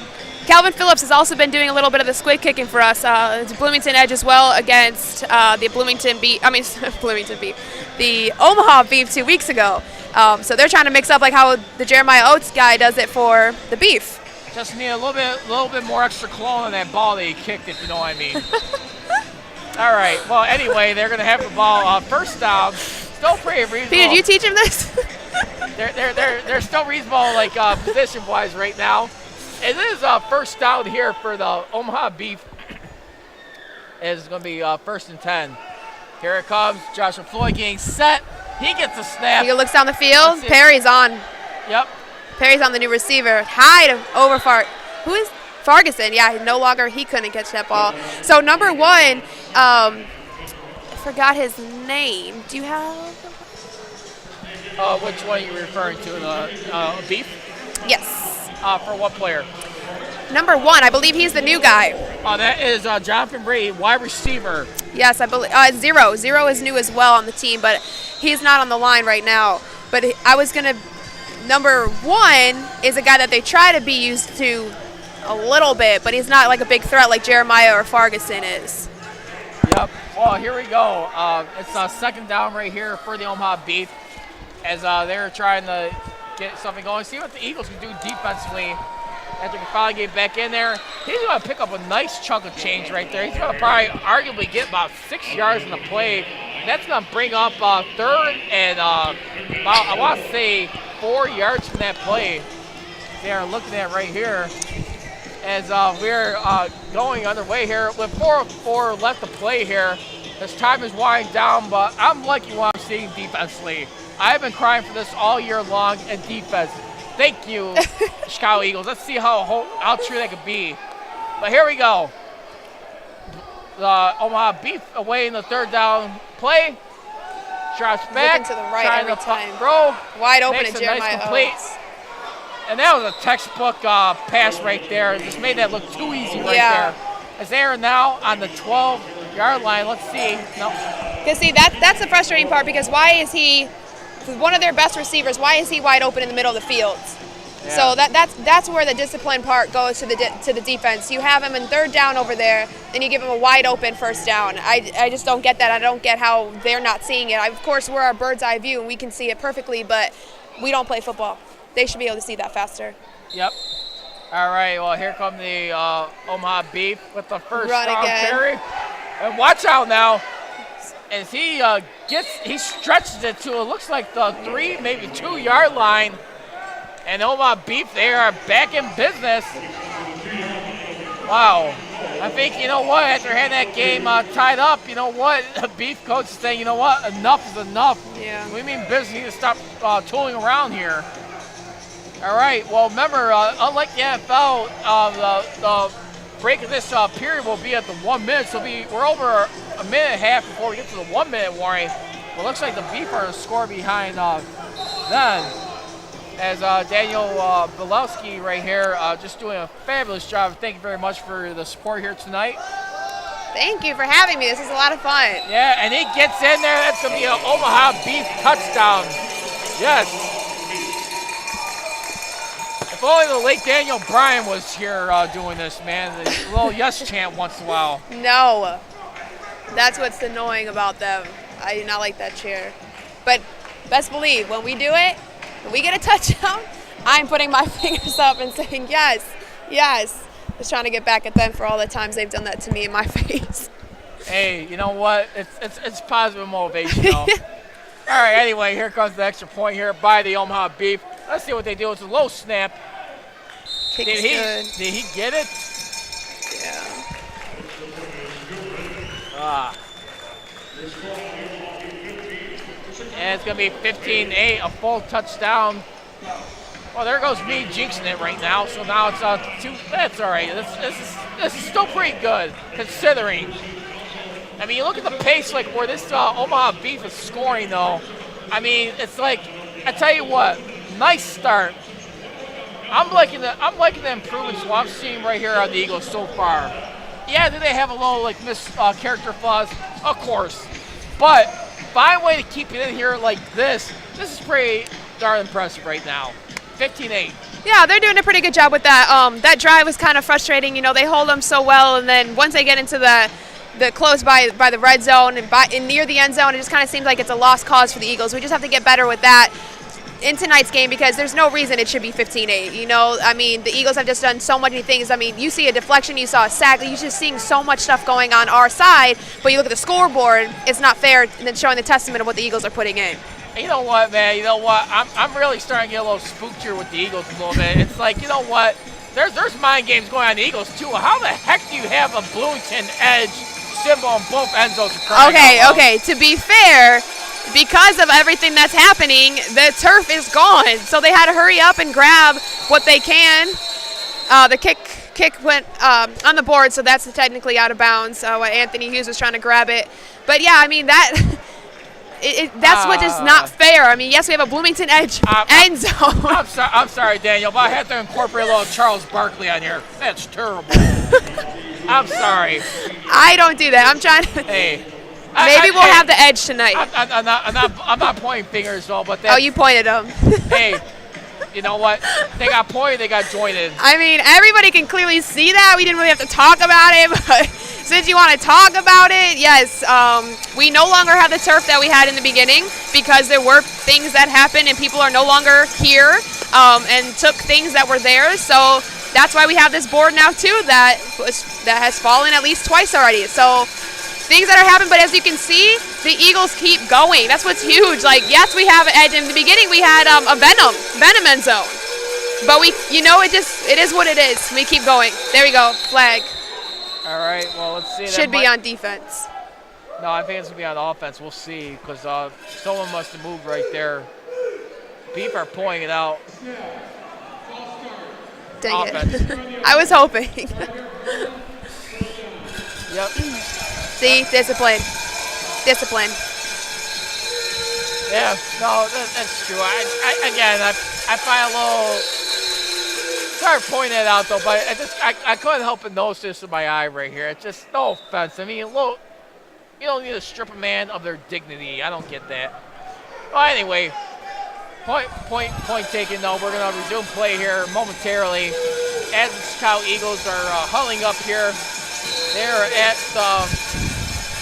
let's see, at the 7-yard line here as they are awaiting things. Chicago Eagles, they are awaiting a snap by Anthony Iannati. He signals, he receives the ball, hands it off. That's going to be Kevin Phillips, and look at him go. He almost saw that open field. He tripped him. We have an Eagle down, which is not a good sign. Number 56, which is Kayon Houghton. Yeah, he's actually new to the lineup. He looks like he's going to be all right. He's kind of shaking it off. Oh, shoot. That looks like a concussion to me. Concussion? He looks a little weary. He just almost fell back. Yeah, he's not doing too good. No, I mean, toughing it out, but that's still a little concerning. Let's hopefully he's all right. Get himself checked out. That was scary. Yeah. So in his replacement is Ayub.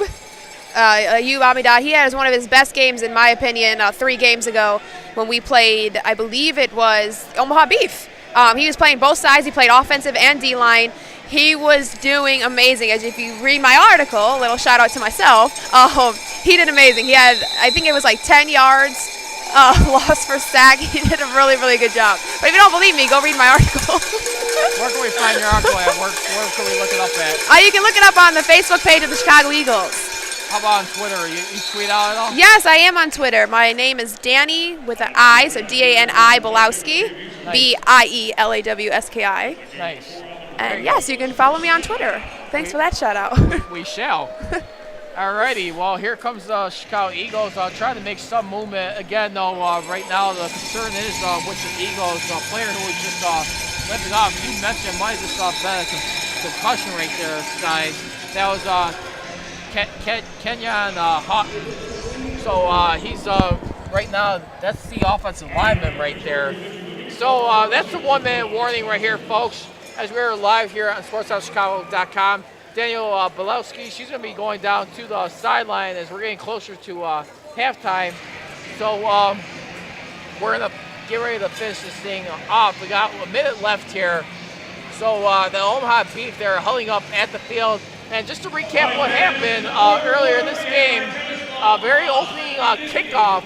If you remember, in this game, Chicago Eagles received the ball, muffed it, had the ball in the end zone, got tackled in the end zone for a 1-point safety, and then later on, there was an interception by Anthony Iannati. The Omaha Beef would then be able to capitalize with that drive, going up 8-zip. It wasn't until the second quarter, finally, that the Eagles got on the board with 6-8, and they converted the 2-point conversion to make it 8-8 all. So here come the Chicago Eagles. They're getting a little break. We got another little activity going on the field right now. During this game is the Chicago Eagles have some more T-shirt giveaways. So we'll see what they continue to do here in this game. Alrighty. Well, Chicago Eagles, right now, they're just trying to find every desperation survival here, if you ask me. And you know, the Eagles, they are trying to just save face here, if you ask me. And they have been, you know, just really just trying to manage here, how to just keep in games, just get this win. They're trying to play Spoilermaker, trying to be able to knock the Omaha Beat from getting into the playoffs. We'll see if that happens, though. But Eagles are going to get the ball at the 21-yard line as they are scratching clawing for everything they got. Alrighty. Well, it is second quarter away from the snap for things to get going here. We're coming live here on SportsTownChicago.com at the USC Pavilion. I'm Charles Pride Ritchie, and I had Daniel Molesky here. She's doing double duty tonight. Commentator / sideline reporter, who's our usually special talented, lovely sideline reporter here for the Chicago Eagles here at the USC Pavilion. And the Chicago Eagles, they are really trying to get things going here. As Anthony Ionati is having a meet with Kelvin Phillips. And Anthony Ionati signaling to his players here as Chicago Eagles are trying to get stuff going. And it's going to be a completed pass right there for the Chicago Eagles. And they are going to have, it looks like, enough for the first down as the Eagles are marching right now. So they're going to have the ball at about the 14-yard line. All right. Chicago Eagles are trying to hang in here right now. All right, anyway, nonetheless, the ball's going to be spotted at the 14-yard line. Yeah, Anthony Ionati under center. He's going to get the ball. He gets the snap, handed off to Kelvin Phillips. And he's going to be taken down just miserably short. He's going to be stacked up at the line in this game. And that's going to bring up about third down here for the Chicago Eagles. As it looks like a timeout was called here. This is by the Omaha Beat, by the Chicago Eagles. Each team down 2 timeouts here remaining in the first half. And we got 46 seconds left to go. And once again, coming to you live here from Sports South Chicago, I'm Charles Pride Ritchie, along with Daniel Belowski, who's right now down at the sideline, trying to get some, getting ready to do like her halftime show. And as we look, Chicago Eagles are being prepared to snap off the ball. It is third down, snap on its way. And it is going to be caught, and it's going to be enough for a first down. That's going to bring them up to the, about the 3-yard line, it looks like, as it appears. As the Chicago Eagles are marching once again. And the clock had to get reset, as heard by the referee being heard. So the Chicago Eagles are moving on. And it is going to be at the 3-yard line. So both teams having their timeouts, both meeting up. You see the Chicago Eagles are meeting up at close to the 20-yard line. So it'd be interesting to see what kind of play they develop right here, what they dial up. So the Chicago Eagles trying to hang with it. 41 seconds left to go here in the first half as they're huddling up. And Chicago Eagles right now really just trying to just hang with it. All right, so the Eagles are really trying to scratch for every effort they can get. So Chicago Eagles are really trying here. And it is going to be first and goal here as Anthony Ionati, he gets the snap. He's going to get in there with no problem. Makes that one look too easy. A cakewalk into the end zone. It's going to be 15-14, and we're going to get ready to see what do paying the extra point here after that score. So they're going to try and tie it up here as they are down right now by a point officially. So here come the Chicago Eagles right now as they're awaiting field snap. We're going to take a look at Julia Harshberger, who's been signed from the CIFL, the Chicago Blitz. She was just signed a couple weeks ago here on about May 12th, I want to say. And really fun to see like how she's going to do. And she was signed on a Friday. No, actually, I take that back. That was on a Thursday of this year on May 12th. And ironically, that was like about the same day they announced the news that Tim Marvin-Nice got let go. And so let's see what happens right here. So Julia Harshberger, she's number 15. She's on the field right now as they're going over some stuff, it looks like, with the head coach. They were having like a little discussion. I don't know what's going on. I don't know if they're going to try and like maybe try and go for a 2 or just go ahead and proceed with tying this game up. They're having a little discussion. Let's see what happens. It looks like they want to talk this thing over a little bit, surprisingly. I mean, it's the final game of the season. They are 3-8, trying to get their 4th victory here in the season. So they're marching up, getting ready to go to the sideline. And we're going to take another quick pause right here, the Chicago Eagles, that is, as they are like trying to discuss some things over. And you see Daniel Belowski from my vantage point. She's getting ready to be prepared for talk with the Eagles after this half concludes. As we're down about 37 seconds left in this game. And can't wait to see what's going to be have to be covered here. As you're coming to you live here at SportsTownChicago.com, I'm Charles the Prodigy Ritchie, and also being joined here in and out with Daniel Belowski. All right, so here we go. We're getting ready to resume play and getting ready to go for the extra point. The Chicago Eagles had a little discussion. I'm really interested to see like what they're trying to have in mind here. All right, anyway, they're huddling.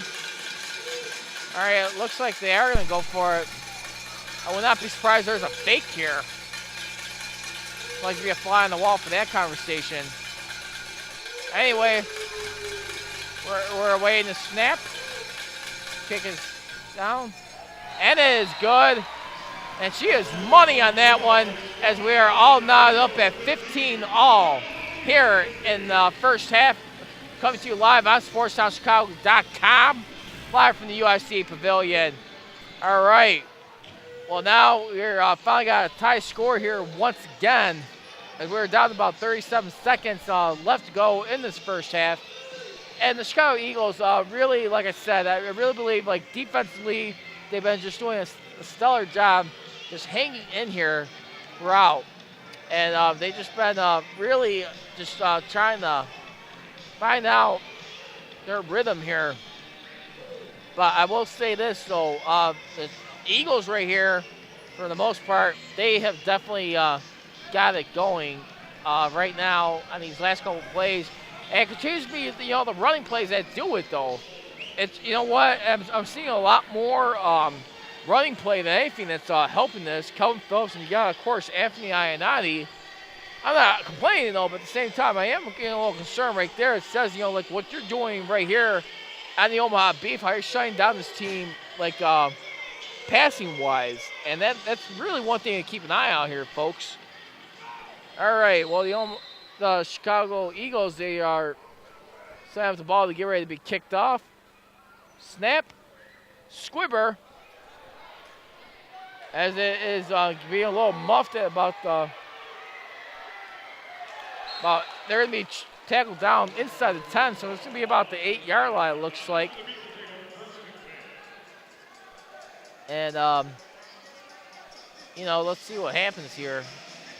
As the Omaha Beef are going to get the ball at about the 8-yard line. It's going to be first and 10. So let's see what goes on. And so we're about 31 seconds left to go here in the second quarter as the Omaha Beef are meeting up with their coaching staff. Ball is at about the 8-9 yard line. And Omaha Beef, they're going over things in the huddle before we get ready to snap it off. and try and see what play they can dial up here. I mean, you play it safe right here, and at the same time, too, the Omaha Beef, I mean, you got to wonder, you just got to play a little careful. You got to be careful with the Chicago Eagles team. Trying to, like, play Spoilmakers here today. Besides just the pride, though, is on the line here. All right, well, they get the snap, and there's going to be, like, a little flag on the play. It looks like I want to say it's going to be a false start on the Omaha Beef. It's going to be half distance to goal, so it's going to be brought to about the 4-yard line. So we'll see how the Eagles, if they could just take a golden opportunity here of this advantage right now. All right, Chicago Eagles trying to do something defensively. Here we go. Snap. Chicago Eagles are coming at him. Almost nailed him in the end zone. But they managed to get the ball caught. And that was right there for the Omaha Beef. And it looks like A.J. Downs, I want to say, on that one. All right, well, the Omaha Beef, they're going to be having the ball. They have to pick up a nice gain. So they're going to be at the 24-yard line. Omaha Beef. They're here in the second quarter with 26 seconds left to go. And the Omaha Beef awaiting the snap. Here it comes. It is going to be first and 10. And there's looks like a timeout was called. And that was the Chicago Eagles who called their last timeout of the half, as we got 26 seconds left. Coming to you live here from SportsDownChicago.com at the UIC Pavilion. I'm Charles, the Project Ritchie. Being joined here in and out by Daniel Bilowski, as Omaha Beef are concurring right now for their next play. 15-all. Snap by Joshua Floyd. He's trying to run it off. The Chicago Eagles bring him down. So he only gets maybe a yard on that play. And it is counting down. There's 20 seconds left. It looks like there was a clock stoppage right there. So the Chicago Eagles trying to hang tight right here. So they do, and I think, what they got to avoid giving up a deep pass or a big run. I think either way, I think the Omaha Beef are capable. We've seen how many times they've done that throughout this game. So the refs are looking. And Omaha Beef, they're getting back to the huddle, trying to go off of what their next play is. I'll tell you what, watching Coach Mel Hay right there, definitely loving the energy here. I mean, he's definitely been doing pretty well from my vantage point. Obviously, the last game he played, I mean, he didn't have it go like he wanted to. I mean, they lost their last game brutally. I think it was for the Chicago Eagles. You lost a big one. You lost by about 23 points, I want to say it was. But here comes the Omaha Beef. Watch out, as the late Chris Berman would say, he could go all the way. And it is a touchdown for the Omaha Beef. Wow. How he just managed to just plunge his way in there. And that's going to be 21-15 for the Omaha Beef. Just made that one look too easy right there. Just let a big gash of a play. And playing this extra point, it'll be up by 7 points. Be about 22-15. See what happens here in the Omaha Beef. And here comes the extra point attempt by the Omaha Beef. Snap is down, kick is up. It is good. And that's going to bring it 22-15 here in the second quarter, as they are going to be trailing this one by half, by 7 points. Unless they can pull out something miraculously right here. I really got to believe right now, if the Omaha Beef, you got to continue to squib it at this point. So let's see what happens. We're 8 seconds paying away from this. And both teams are meeting up. And Chicago Eagles, I mean, they've just been running play right here. But you know what, as Daniel mentioned, their running defense has just been a big problem right there. You just gave up on your last play, a near 25-yard pickup by Joshua Floyd. That's just ridiculous right here. And they just made it look a little too easy. As the Chicago Eagles are just trying to just survive here. And, you know, I like the heart what they got going on, but still, I mean, there's just a little bit more stuff, more than meets the eye beyond here. I mean, good team, though, but it's just a lot of communication. I think they just need to get clearly straightened out. We're here on the beef. They are going to squib it, and the Chicago Eagles are going to take the ball and see what they do with it. Oh, let's see. Can he go? Oh, he gets tripped up, but it's only 1 second left. So let's see. It may not be half may not be over quite so fast. 1 second left, and let's see what a lot can happen right here. Chicago Eagles. I wonder if they dare try and kick the field goal, get the points, or you go for it. I mean, at this point, I mean, you gotta figure you gotta go for it. If you're the Chicago Eagles. Anyway, Chicago Eagles definitely wanting to go for it. Man, just tripped up right there. He didn't trip up. He will have had it in there. All right. Well, Chicago Eagles are going to be having the ball spotted. Let's see where it's going to be at. They're going to be having it about the 5-yard line. Let's see what they do here. See if they get like a little buzzer beater touchdown. And let's see how they respond. All right, Eagles are huddled up as they are going over some stuff. They're looking to get in it. Here we go. 1 second left here. You're listening to SportsHouseChicago.com. I'm Charles Prajovici, and then my partner in crime here tonight, Daniel Bilowski. We usually have Rob Griffin not here tonight, but I just want to say a shout out to him. He's having a good Memorial Day weekend. But other than that, yeah, a lot of stuff happening. All right, both teams trying to figure out. I mean, it'd just be real interesting. I mean, I'd probably say, you know what, you stick to what has been bringing to the dance, and that's your running game for the Chicago Eagles. And they have definitely just been executing that well. As they are at about the 5-yard line, trying to get it on here. Chicago Eagles. All right. Got the 5. Let's see what happens here. All right, Eagles are waiting the snap. And go second quarter. Let's see what they do here. As Anthony Ionati is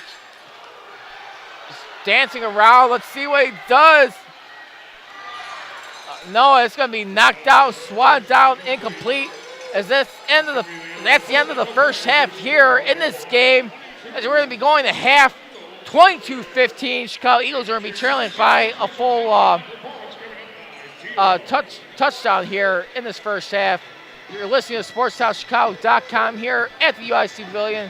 Once again, I'm Charles Prajovici and Daniel Bilowski. She's going to be taking it away here at the end of the first half. And we're going to be having our halftime show here. All right.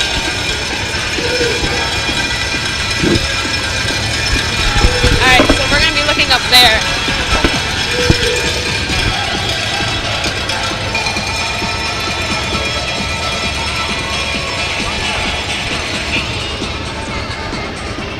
Hey guys, I'm here with Deontay Ball. So Ball, you had a really great deflection you blocked the field goal and you led the Eagles to our first touchdown of the night. How important are those second hustle plays and those extra hustle plays if the Eagles want to win tonight? They're huge. We need those plays in this game because it's going to be a hard-fought game like it was in the last game against them, so they're huge. 2 weeks ago we played the Beef. They knocked us out of the playoff run. How important, how badly do you want to knock them out? If they don't win tonight, they're no longer in the playoff run as well. And that's the plan coming in is knock them out and whoever else can get in. Deontay, you guys are down by 1 touchdown. What more can we expect out of the Eagles defense as well as the Eagles offense coming back into this second half? We're going to step up on defense. The offense is going to score some points, and we're going to pull this one out. Perfect. Thank you. Good luck to you. Good job. Thanks, guys. Enjoy the show. D-Lo is going in the house. All right, and that was Daniel Belowski right there doing an excellent job as always. You just heard right there with Deontay Ball, just had an interview with. And let's recap, like what's been going on here. Again, the way this game started off, it was a safety to begin, and that was due like a muffed ball in the end zone. They tried picking up, tried scrambling around for it, and they would give them a 1-point safety. And we had definitely a crashing of the boards here throughout this game. I mean, consistently more towards the Eagles sideline. And you know what? It just, their running game has just been the story of this offense for the Chicago Eagles. As we look at the monitor right here, and we saw one of the last scores right here. This is one of the highlights earlier in the game, as the Omaha Beef were trying to get in here. Joshua Floyd, he gets a nice little pass to one of his receivers in this game, and that was earlier a touchdown by Kane Ferguson.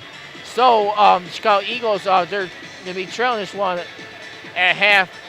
But here's another highlight right here. The Chicago Eagles, Anthony Ionati, he got like a nice little screen pass.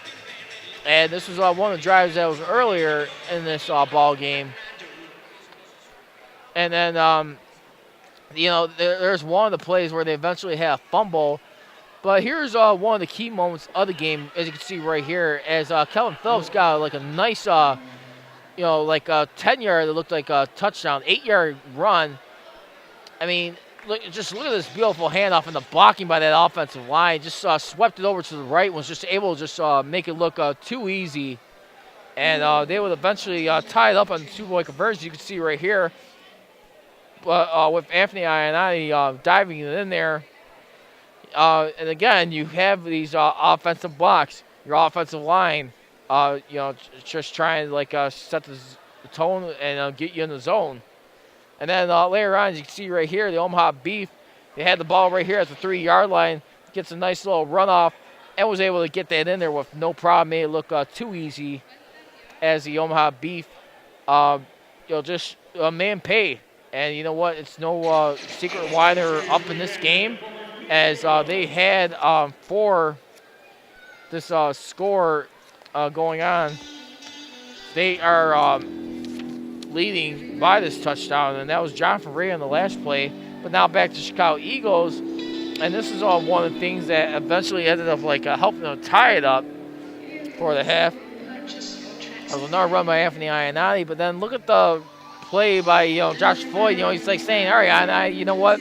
Today I could top that a little bit better, and that was definitely the difference right here in this first half. Just that long 25-yard run, as you can see on the play, on the screen right here to my left. So we are definitely down here. So we're going to go a break right here as you're listening and not only watching us here on SportsTownChicago.com. I'm Charles Bridge Ritchie along with Daniel Belowski. We'll be back.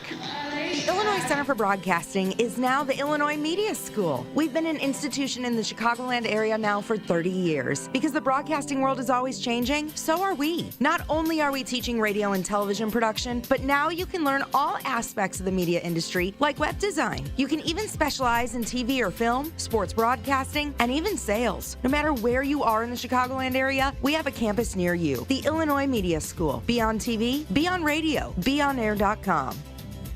Quiero tener un trabajo en algo que me encante. Quiero divertirme y a la vez conocer muchas personas. El Illinois Media School tiene muchas cosas increíbles que ofrecer, no solo para mí, sino para todos sus estudiantes. Y con todas las cosas que aprendes, no hay manera de no ser exitoso. Aprenderás no solo a hacer segmentos de audio al aire y usar el equipo de cámara, incluso puedes tener tu propio show de radio o televisión. Y los instructores trabajan en la industria. Así que visita beonair.com y empieza tu carrera en broadcasting ya.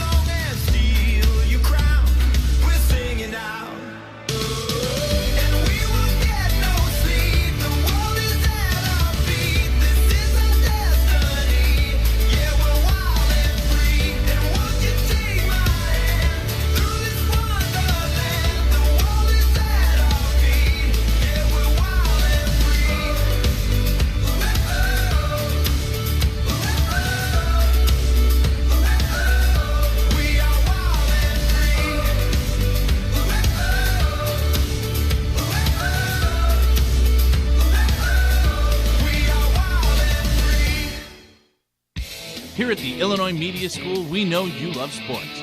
That's why we teamed up with the South Bend Cubs for our new sports emphasis program. You'll get to analyze games, do play-by-play, shoot, edit, and produce for the Cubs of the future, your South Bend Cubs. But you're going to have to hurry because there's only 6 openings left. For more information, go to beonair.com or call 630-916-1700. The Illinois Media School and the South Bend Cubs are a guaranteed W. The Illinois Media School and the Chicago Cubs Single-A affiliate in South Bend, Indiana are teaming up.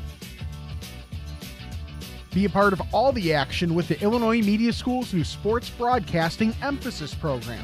You'll experience what it's really like in the broadcasting world by analyzing games, Swinging a long drive to left field. Pickens on his horse, still on his horse. He looks up. Adios! play-by-play, producing, shooting, and editing games for the Cubs of the future, your South Bend Cubs. You'll be doing everything but handing out the peanuts. Peanuts! Got your peanuts here! The best part is you'll be covering up to 70 games this season and the opportunity to do play-by-play for the whole 9 innings. So start your career with a home run and join the Illinois Media School. For more information, go to beonair.com. That's beonair.com.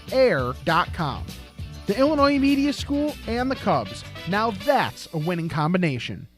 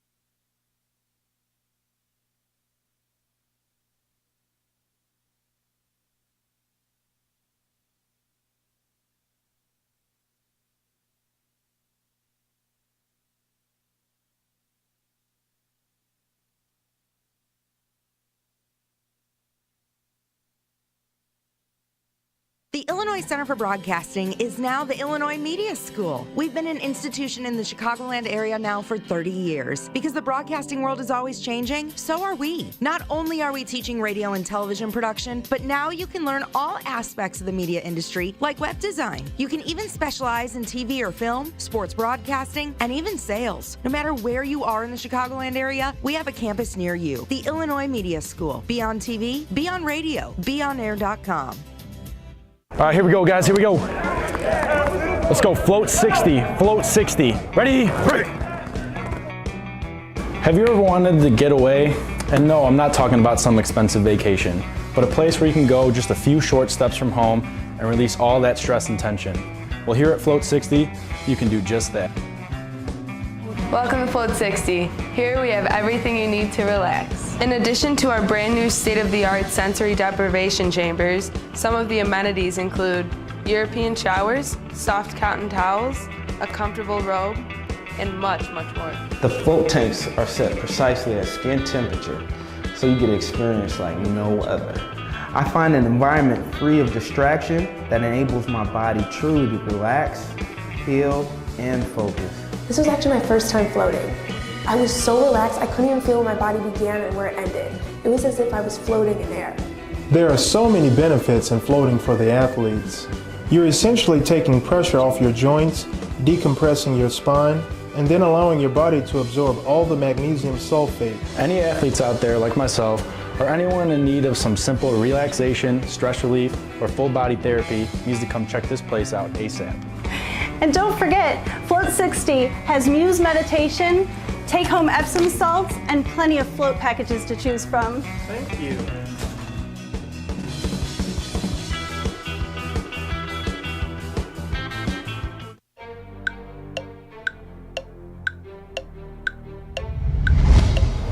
Hello, I'm Tylen Pierce with the Chicago Eagles, and when we get together to play some football, we work up quite an appetite. And where we go? Round the clock.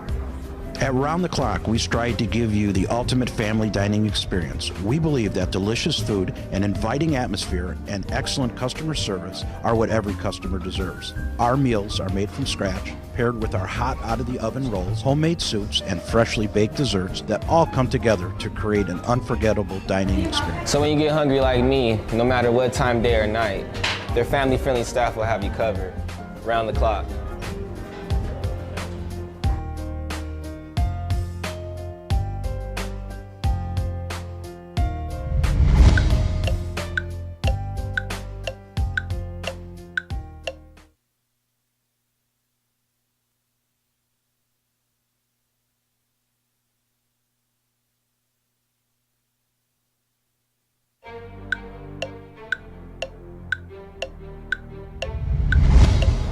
Hello, I'm Tylen Pierce with the Chicago Eagles, and when we get together to play some football, we work up quite an appetite. And where we go? Round the clock. At Round the Clock, we strive to give you the ultimate family dining experience. We believe that delicious food, an inviting atmosphere, and excellent customer service are what every customer deserves. Our meals are made from scratch, paired with our hot out-of-the-oven rolls, homemade soups, and freshly baked desserts that all come together to create an unforgettable dining experience. So when you get hungry like me, no matter what time, day or night, their family-friendly staff will have you covered, round the clock.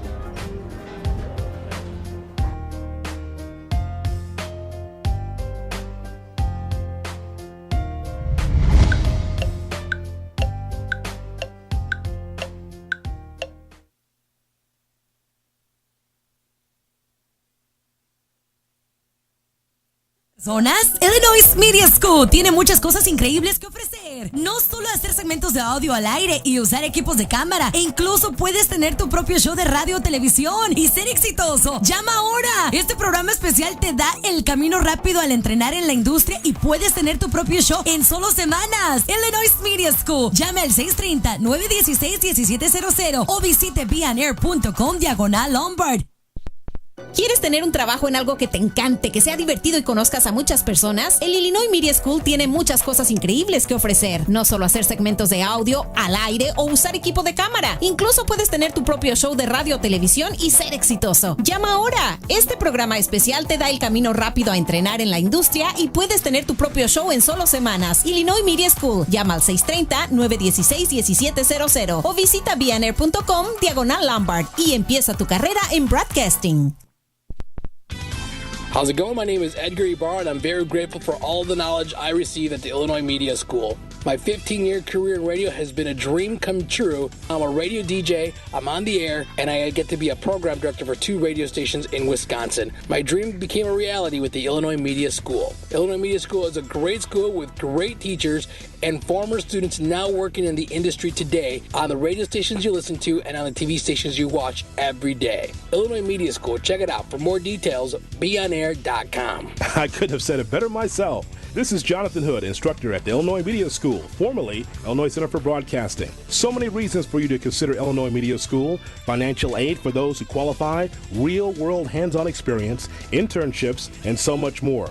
Don't just take my word for it. Set up a tour at one of the 2 Chicagoland locations. Go to beonair.com/Chicago Sports to learn more. That's beonair.com/Chicago Sports.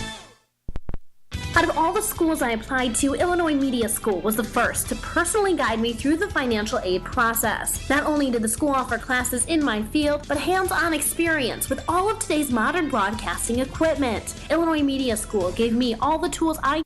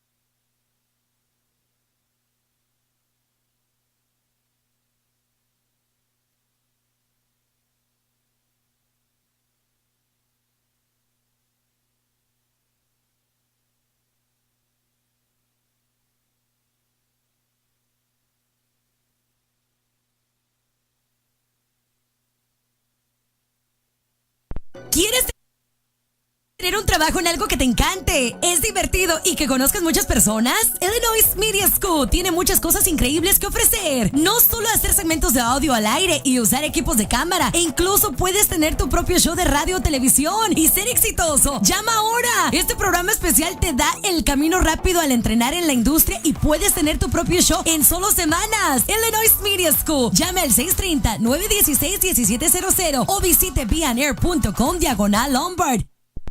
¿Quieres tener un trabajo en algo que te encante, que sea divertido y conozcas a muchas personas? El Illinois Media School tiene muchas cosas increíbles que ofrecer. No solo hacer segmentos de audio al aire o usar equipo de cámara. Incluso puedes tener tu propio show de radio o televisión y ser exitoso. Llama ahora. Este programa especial te da el camino rápido a entrenar en la industria y puedes tener tu propio show en solo semanas. Illinois Media School. Llama al 630-916-1700 o visita bnair.com/Lombard y empieza tu carrera en broadcasting. How's it going? My name is Edgar Ibarra, and I'm very grateful for all the knowledge I received at the Illinois Media School. My 15-year career in radio has been a dream come true. I'm a radio DJ, I'm on the air, and I get to be a program director for 2 radio stations in Wisconsin. My dream became a reality with the Illinois Media School. Illinois Media School is a great school with great teachers and former students now working in the industry today on the radio stations you listen to and on the TV stations you watch every day. Illinois Media School, check it out. For more details, beonair.com. I couldn't have said it better myself. This is Jonathan Hood, instructor at the Illinois Media School, formerly Illinois Center for Broadcasting. So many reasons for you to consider Illinois Media School: financial aid for those who qualify, real-world hands-on experience, internships, and so much more. Don't just take my word for it. Set up a tour at one of the 2 Chicagoland locations. Go to beonair.com/Chicago Sports to learn more. That's beonair.com/Chicago Sports. Out of all the schools I applied to, Illinois Media School was the first to personally guide me through the financial aid process. All right, and welcome back, everybody, to here at SportsTownChicago.com, live from the USC Pavilion.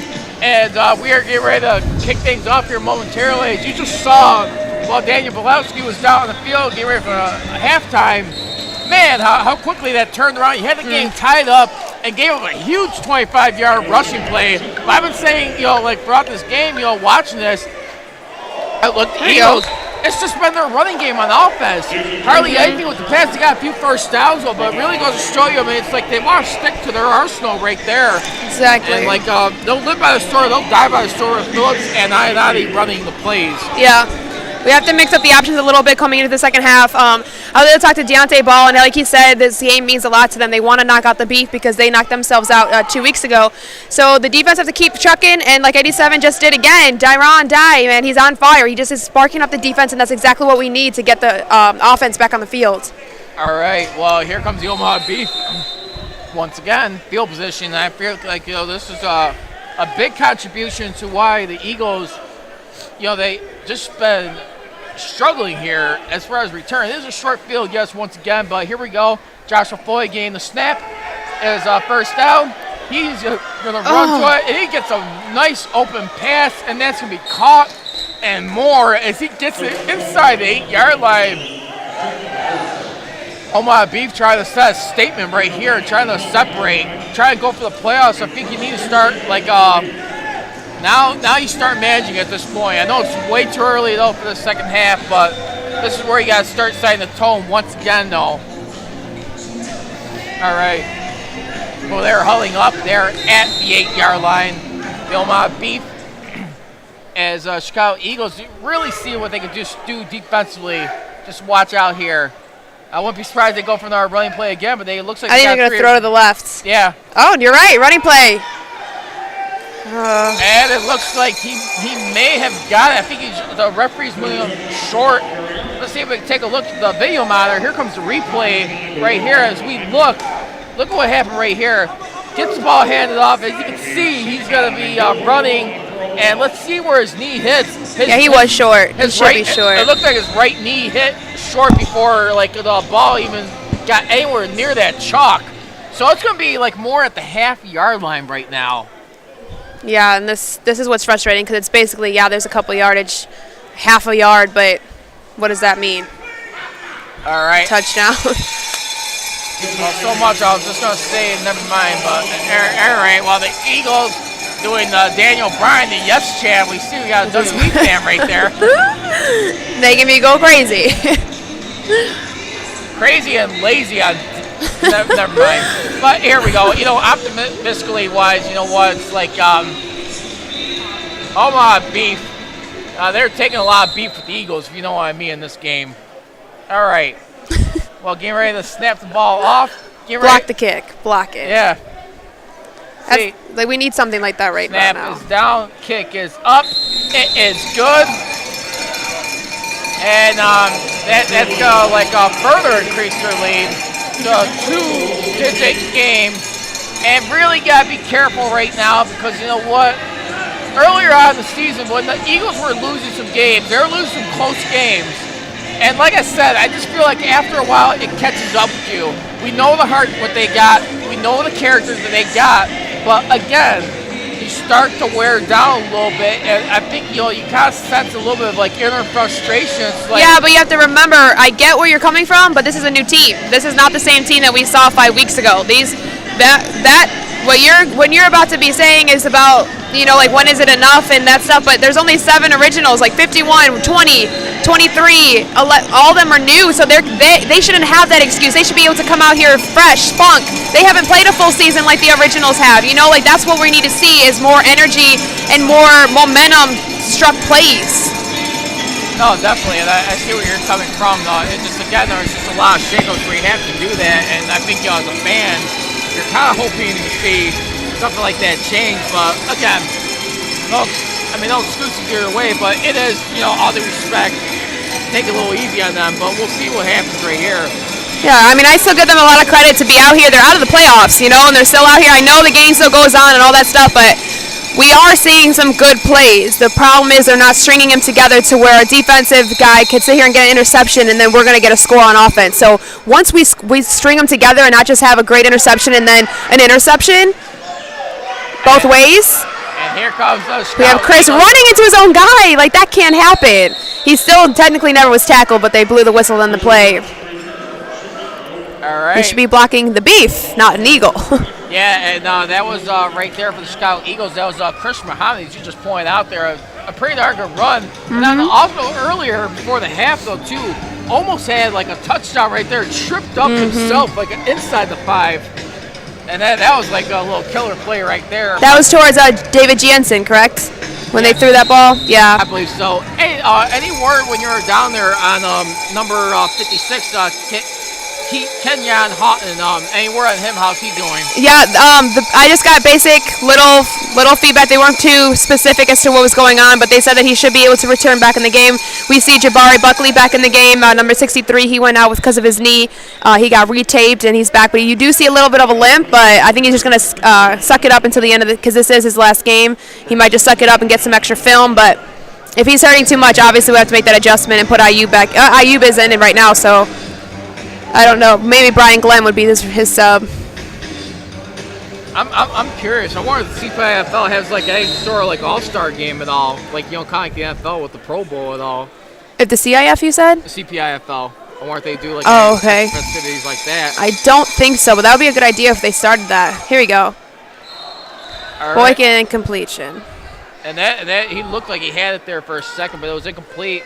If we take a look at the video monitor right here, here was the snap of that last play we just saw.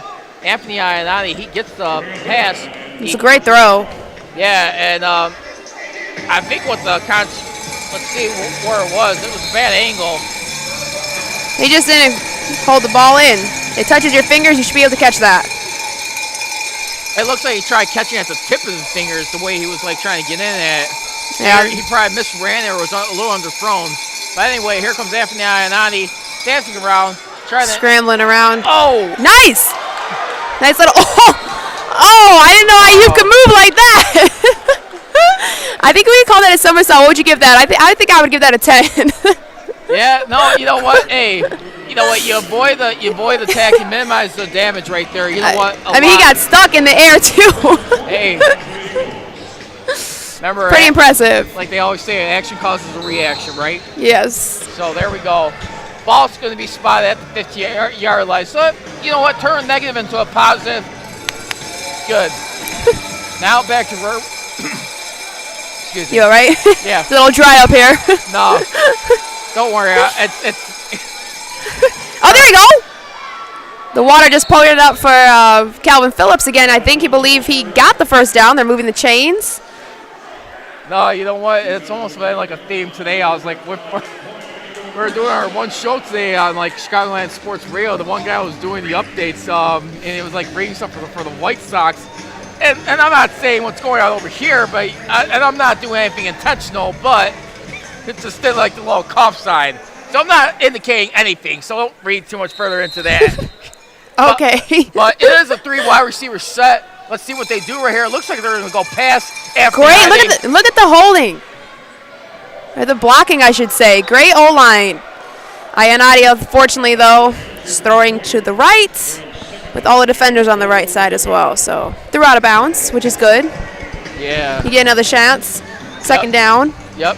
Second down. And they definitely, I mean, that's what helped like the last couple plays off for guys like Anthony Ionati, and more importantly, your star running back, Calvin Phillips.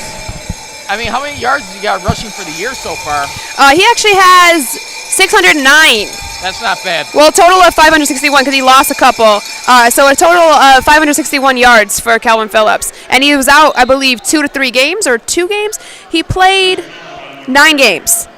Yeah. Other people have played 11. All right, well, Scout Eagles, they're going to be third and goal right here. As they move it just a little bit more touch closer, a little bit better respectively, as they go help as a group, see what they're going to like dial up here. As the Eagles are just searching for answers right now. It's just, I tell you what, this was like an MMA fight right now. It's like you're in a position right now where you got someone mounted, trying to throw in like the killing blows right now. Just trying to fight for survival mode right now for the Eagles. Well, here comes Anthony Ionati. He hands it out to Calvin Phillips. So, and they just read that play too easily, not fooling anyone. Maybe a yard on that play. Tried a little sweep to the left, but defensive line was not being fooled, and they all like alerted in on that one big time. All right, wants to be 4th down, and actually they got nothing on that one. Ouch. So a little worse for wear as Scout Eagles trying to figure something out here. I'll be honest with you, after this point right here, you go for another squib kick if you make it.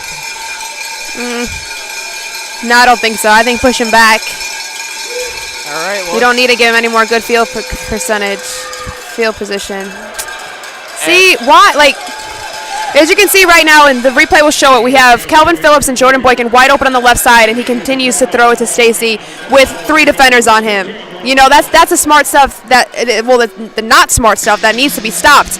If we can see it, Beef is seeing it, and Beef is changing their defense every single time on that, and always having a 3-man coverage on Stacey Howard. You know what? And I think the reason why he's doing that, though, too, like as in football, you saw like how many guys are coming at him, and I really believe what it is. It's a psychological factor. You see a bunch of guys coming at you, your mind starts to break down a little bit. You kind of go into panic mode a little bit, and what you're trying to do is avoid getting sacked. So he probably didn't alertly see the vision correctly on the left side, as you point out. So they're like a desperation tactic. It's just more. What I'm trying to say is this: when you got guys rushing on you like that, you're waiting for guys. Yeah, and I wonder on that replay if we can see on the left side of the blocks, like if he's not able to look over his left shoulder because of the blocks coming in.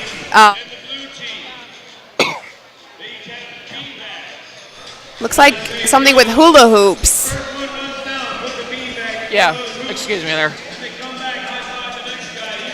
Alrighty, well, we got another little festivity here on the field once again, though, and hopefully a lot of people are enjoying this treat. As it is about the 15-yard line. See what's going on right here. It looks like a little race. And once again, we're being joined here. Thank you for joining us here at SportsTownChicago.com. I'm Charles Prodigy Ritchie, along with the lovely and talented Daniel Biletsky. And look at this. Go over here. They're doing some little rings on the field. So they want to play tic-tac-toe. If they get 3 in a row, which they just did. Yeah. The other team had to block them, but the blue team was a little bit too fast for that. Oh, wow. I remember playing that game at a halftime show at DePaul. It was basketball, and you had to shoot the layup in order to get the X to come in.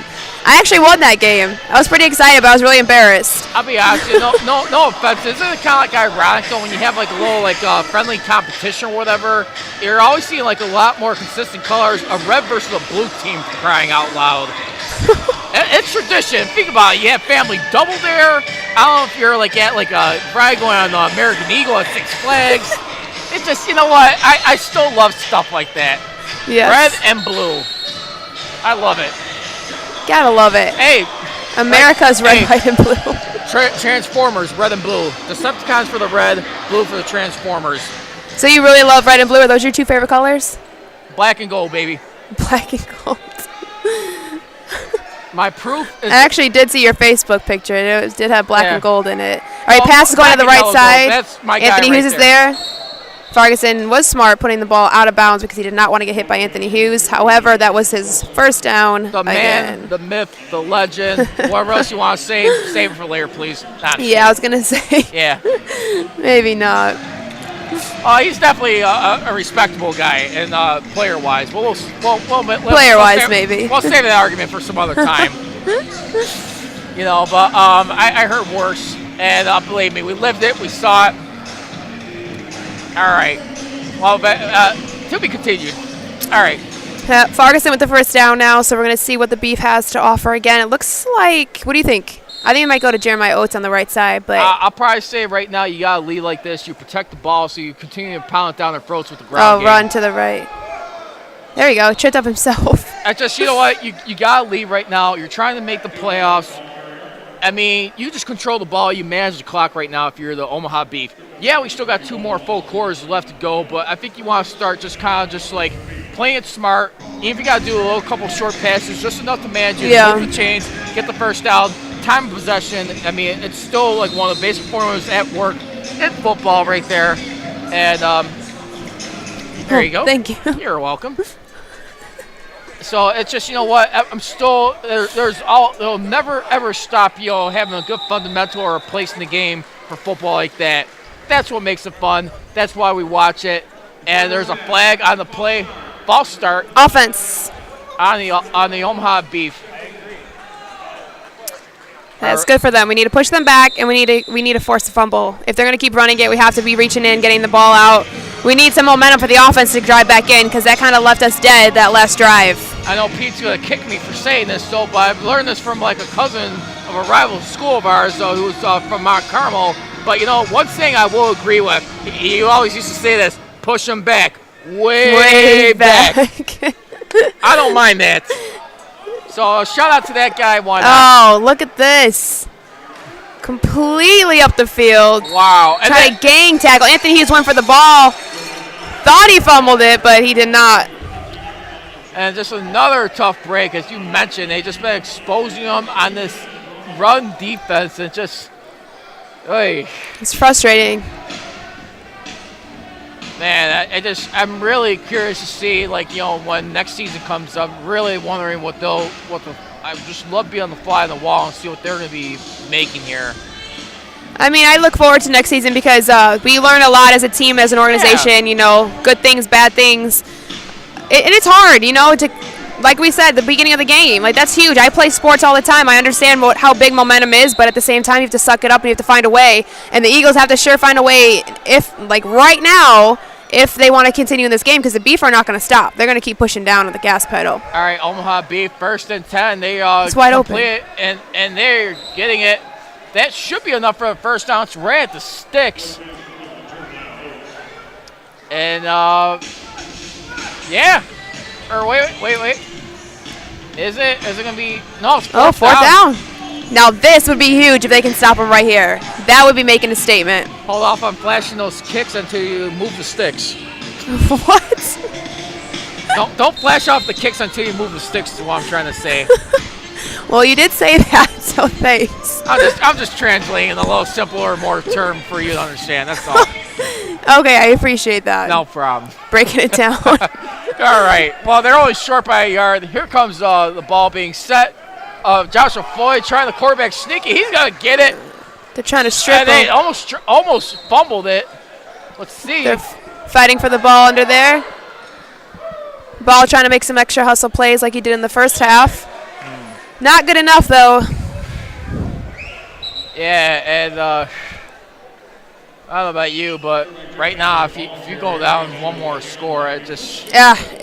I mean, we've done it before, but I just don't see any fire. I don't see the Eagle yet. I don't see them. I just see individuals right now doing it, but as a team, the offense just seems dry. We need to somehow wake up the offense, get something exciting going on, like a great play, a great move, open up something. We need some big blocks.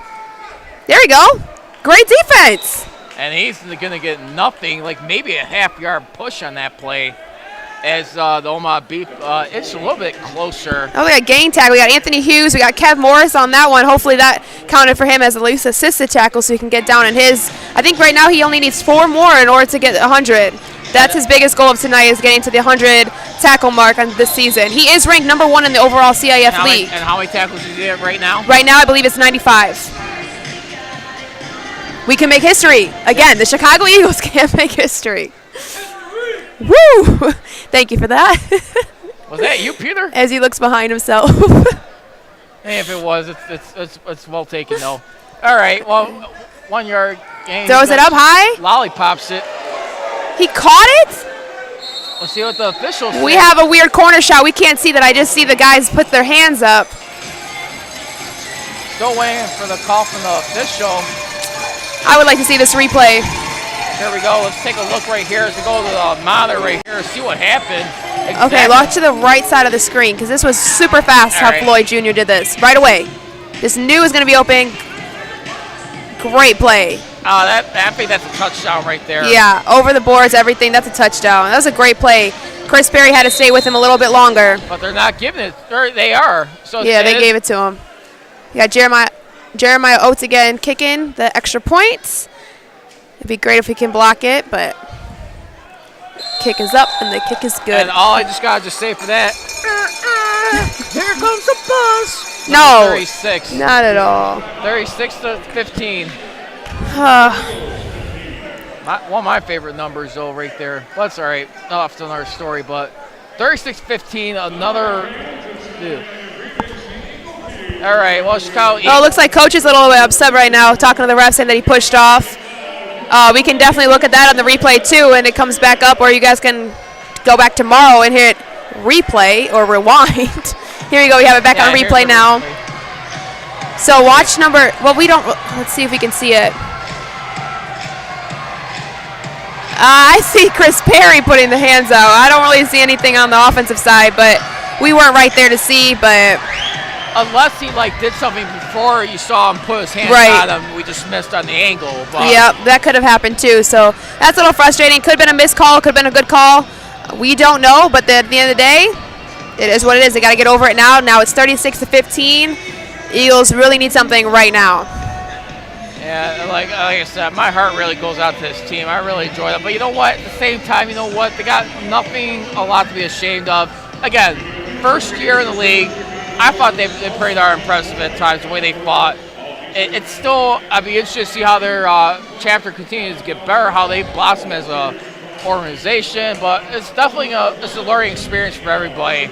It's just, I'm just still a little lost for words when you have these drastic changes happen throughout the year.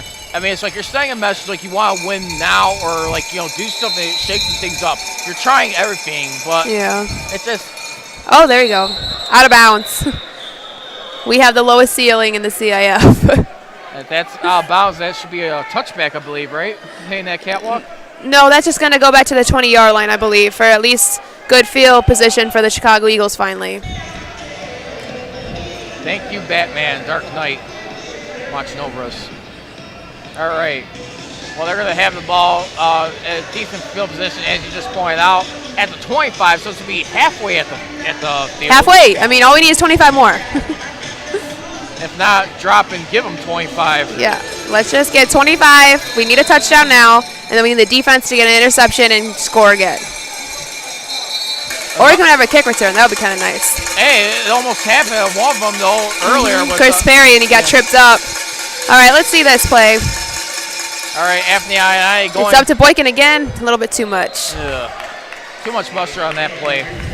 But for me, I like seeing that. I like seeing that play. I like seeing the throw being made, the confidence from the O-line holding him, blocking for him. I don't want to say holding and act like it's a penalty, but they're doing a great job with putting the pressure on, keeping the pressure off the quarterback, and I just like seeing that because now we're using our options. Now we just have to connect. The receiver have to be, they want it more. They have to go out there, do whatever they have to do to make it happen. They have to find a way. The Eagles are a very, very fun team when they find a way. And you got to be careful about being one-dimensional. I think they're trying to just show that, you know what, if we can just do more than just running, try and build some confidence up. But again, I mean, Well, look at that. He had to reach behind himself, still caught the ball and ran up for it. 5 yards. Sometimes in a situation like that, you have to kind of stay with. You can't abandon what's working. Right. You know, it's damned if you do, damned if you don't. I mean, at the same time, but you know what? It's going to be a third down, so they're going to be looking at about a third and a long 6. That was actually a really cool play. If you can actually look back here, look at the timing he had again. Quick little move right there, wide open. He got a block from the back. That was a really nice executed play. And the way he was throwing, if you notice, so too, he was backpedaling while he was throwing that ball. There you go. I think that's a completion over there as well. A little short from a first down, but David Jansen with the really big catch. The only concern I had in that last play, even though he made it, he was doing it like where he was backpedaling a little bit, though. You just got to watch your balance a little bit. Just try and set your feet up a little bit. Don't be scared to step in the pocket.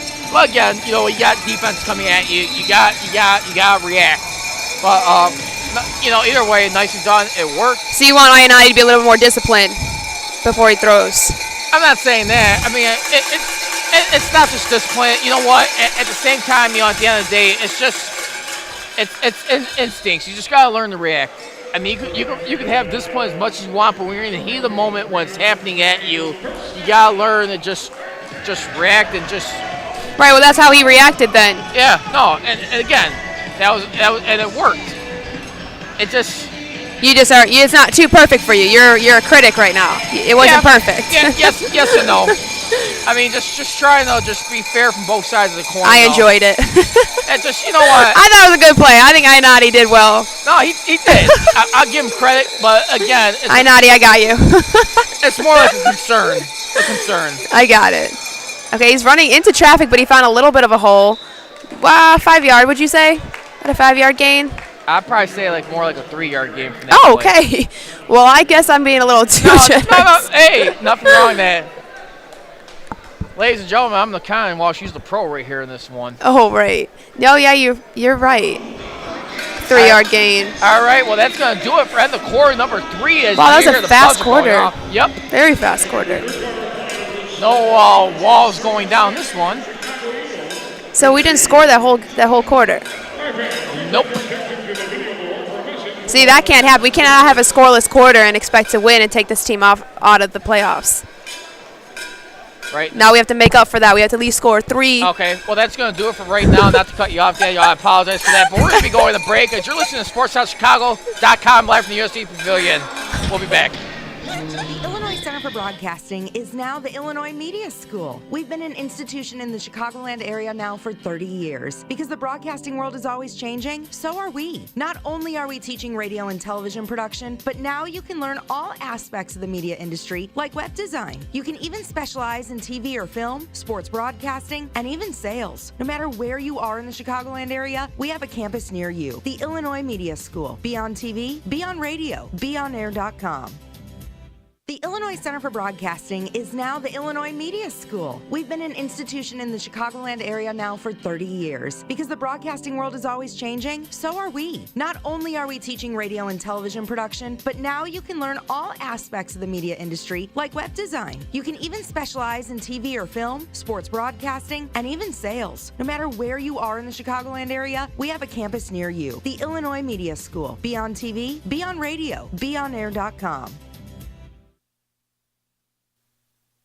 Quiero tener un trabajo en algo que me encante. Quiero divertirme y a la vez conocer muchas personas. El Illinois Media School tiene muchas cosas increíbles que ofrecer, no solo para mí, sino para todos sus estudiantes. Y con todas las cosas que aprendes, no hay manera de no ser exitoso. Aprenderás no solo a hacer segmentos de audio al aire y usar el equipo de cámara, incluso puedes tener tu propio show de radio o televisión. Y los instructores trabajan en la industria. We are back here from SportsHouseChicago.com live from the USA Pavilion. That was a touchdown pass from Anthony Ionati. Watch him giving it to his mom. Special tribute during halftime. Oh, he skipped his mom. And that was number 3 on the offense. That was Jordan Boykin with the catch. And that's going to bring the Chicago Eagles 36-21. This will be a double-digit lead, paying the extra point. They should be down by 14 points as we got 6 seconds just ticked down as we just came back here. And here come the Chicago Eagles talking it over. All right. And here, and to make it a little quick swap right here, you got number 54 of the Chicago Eagles. That is right now. You got Brian Glenn, who's a defensive lineman. He's coming out in the special teams. Here you go, Jules. All right. I think she's got this one. I do too. That was a great kick on the last one to be your first extra point for the UIC. Yes. Wasn't that good? It looked good on this side. Yep. She got it. All right. That's going to be 30. See, and that's great trust, too, from the coach to believe in her, to know that she can make that right there. And it's officially 36-22 is the official two-possession game now. Now, let's see how fast their defense can just find a way just to clamp down a little bit. Yes. And then just make it a little bit. That's going to be what's needed right now. It looks like Zero is in for the Omaha Beef, which is, he's actually new to the roster. His Jason Johnson. We'll see if he's going to do anything. Well, so much for the shutout, at least, so to save face right now for the Eagles. Well, that couldn't happen. No. You're in the UIC Pavilion. We can't have a shutout.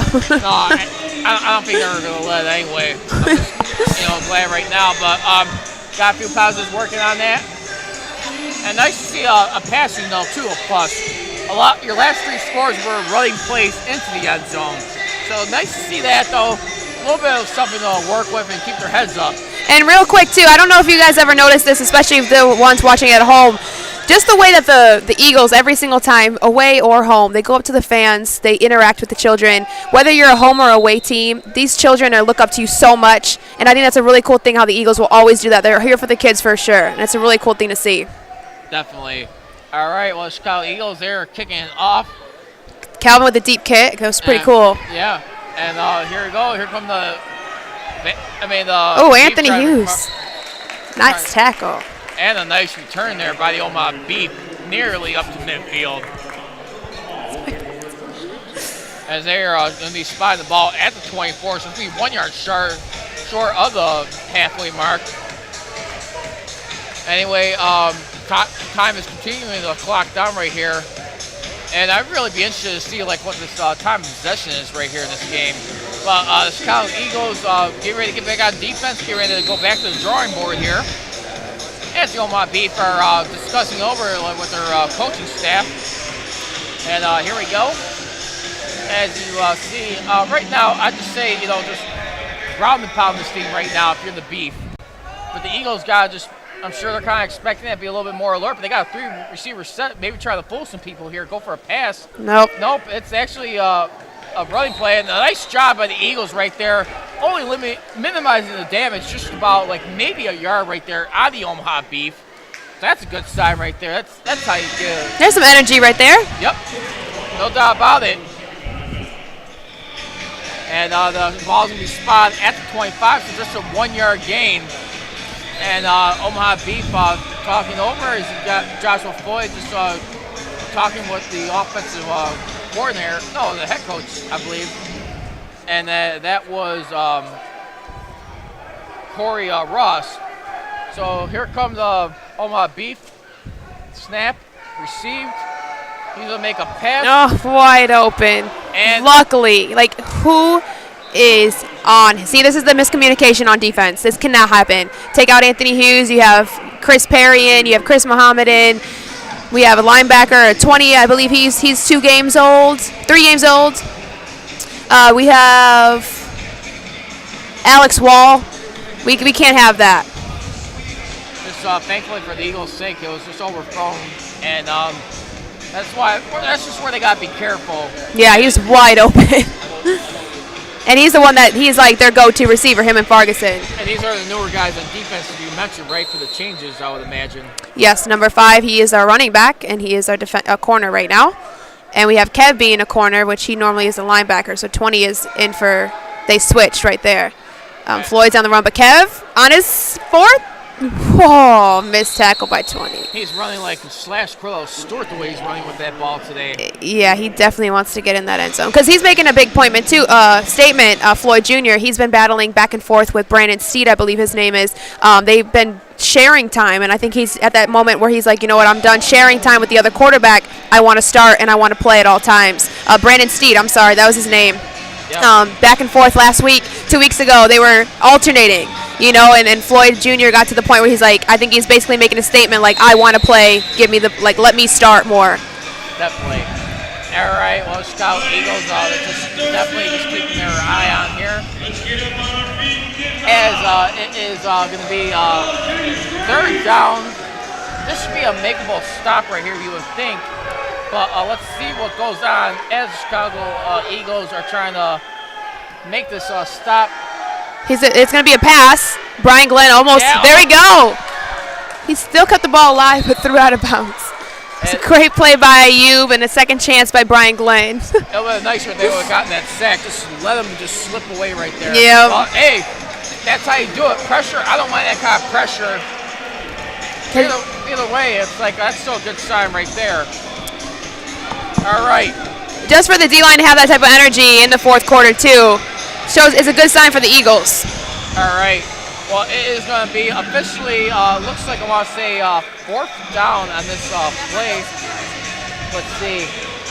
No, it's actually second and 10. Fourth down? No, they got second and 10 right here. I'm looking at the screen. Or no, it's fourth down. Okay, never.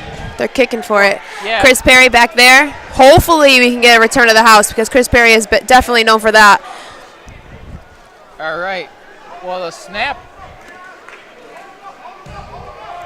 And the kick is out of bounds. And, so there we go. All righty. Well, the Scout Eagles are going to, get the ball back. Let's see what they can do right here. Let's make it a little bit interesting. 11:08 left to go here in the fourth quarter. We're coming to you live here. Thank you for joining us. For those of you tuning in at sportstownchicago.com, we're listening to the grand finale of this year's CPIFL game of the Chicago Eagles, who is at home hosting the Omaha Beef, who they went 1-2, trying to even up the season series at 2-2. They'll go 4-8, and not only that, they'll be able to knock out the Omaha Beef at about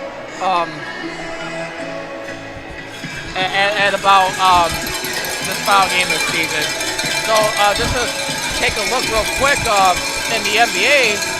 Besides this, we got another game going on. Keep an eye on here. We got the Thunder leading the Warriors 4 points in the Western Conference Final. They stopped them from winning the championship. Here you go, Anthony. But here comes the Scout Eagles. Anthony Ionati gets the pass. Almost had it right there for number 5 of the Scout Eagles, and that was intended for Chris Perry. Yeah, you can see his frustrations right there. He's just kind of wailing his arms around, kind of getting a little upset. He missed him by at least 3 feet. That would have been a wide open, not so much wide open, but Chris Perry did a great job of getting open. However, Ionati did not find him. Alrighty, well that's going to bring up second down right there and do that incompletion.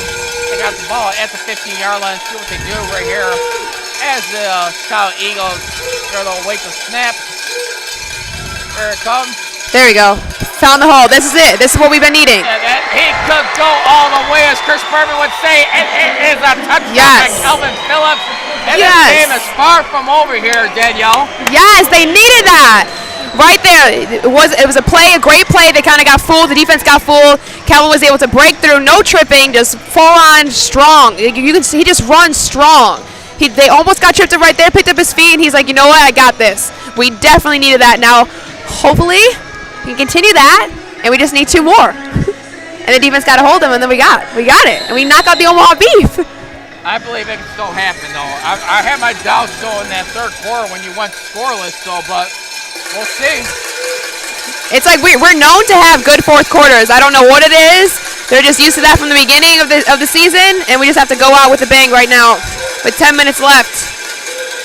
And Julie Harsh is picking up. She is money as always in this game. Just doing her job. She's definitely feeling confident. Last game she didn't make any field goals, any extra points. She had good kicking the ball with good percentages on positioning on the field. But tonight she's making. I think she's 3 for 3 now with her extra points. 2 for 2 for extra points, and it just sees that her confidence is so much better this game as before. I can't talk right now, but she has gotten a lot better. Her confidence is definitely huge tonight. As you can see, she just made that extra kick. No, it's really harsh. You know what? One of the things I'm just curious about, though, see how she does throughout the rest of the season. But I will say this about her, which is really interesting. I mean, she is right now 30 years old. And you know what? I'd like to see the story continue, but I really wonder how much she's going to have left of this. Is she going to still go a few more years? I'm not sure. I don't think so, but I'm not sure. Is this going to be one of her final seasons or all? It could be. But I don't know. After getting this opportunity, I think she definitely want to hang on and stick it through maybe one more year and see what she can accomplish with that. Yeah, no, and you know what? She's just been a phenomenal story to watch. And you know what? I would like to see her do it one more year. I think she'd definitely be a part. She has it. She definitely has it in her. She's definitely being part of something very special right here. Yes. And make her contributions. All right, Chicago Eagles, squib kick. And that's going to be out of bounds right there. And that's going to, I want to say, that's going to see where the ball gets positioned this play. And it's going to be at the, let's see, the referees are getting ready to spot it. Looks like at the 25-yard line. Equivalent in the NFL, if you kick it out of bounds, the ball's going to be at the 4-yard line. Well, in that case, I guess when it goes out of bounds like that, you're going to have it at the 25. All right, nonetheless, here we're in the fourth quarter here, in coming to you live on SportsTownChicago.com at the USC Pavilion. This final wrap-up of the CPIFL game, the Chicago Eagles hosting Omaha Beef. Once again, I'm Charles Prats Ritchie, along with the lovely and talented Danielle Bilowski, doing a marvelous job covering both ends today. You're welcome. And the Omaha Beef and Chicago Eagles just got to feel a little bit more confidence. 2 quick scores in this quarter. Got to like what you're seeing. And here we go. Joshua Floyd, he only gets about 5 yards. So it's going to be bring up a second and favorable 5, you have to say, for the Omaha Beef. A makeable one, I would say, not favorable. Actually, no. Second and 6. So a 4-yard gain. So Omaha Beef, they're talking over right now. And you got to wonder if, the Omaha Beef is, they're starting to have, a little bit of mind games or tricks going on in their head right now. Yeah, and you can see Chris Perry. He's panting a lot. He's banging both sides right now. You can see him kind of looking like he's struggling out there. I'm hoping he can still, do his job out there defensively and offensively. He got right past him there on that one. Yikes. All right, well, let's see. Omaha Beef just got big, nice gain. You know what? And a lot of things I've been noticing too, with some of the running plays and what the Eagles have been giving up. I noticed a lot of times, throughout the year, a lot of the running plays they're doing, they're getting a lot of good, sweeps to the left and to the right, though. It's not so much stuff off the middle, but I think it's and I think they're taking advantage of that defensive line right there. I think, that's part of the problem, when you have a struggling run defense, you have to get some, your defensive line to kind of help, be the foundation for that. And then allow your linebackers or your safeties try and get in there. And I think that's part right there. They're learning how to penetrate that. And you have good blocking as a result. Credit to the Omaha Beef. Yeah, I agree with that for sure. And here we go. And look at that. And easy. I mean, no one's stopping him. No, and let's see if we can get a little replay angle on that right here. He just ran right over him. As the Omaha Beef are looking at this. And here we go, Liz. We look up at the video monitor right here. And it was a handoff. Well, no, it wasn't a handoff. It was a quarterback sneak by Joshua Floyd. And I tell you what. Defense did a great job holding their blocks. Oh, I think he's got it right. Yeah, he's got it.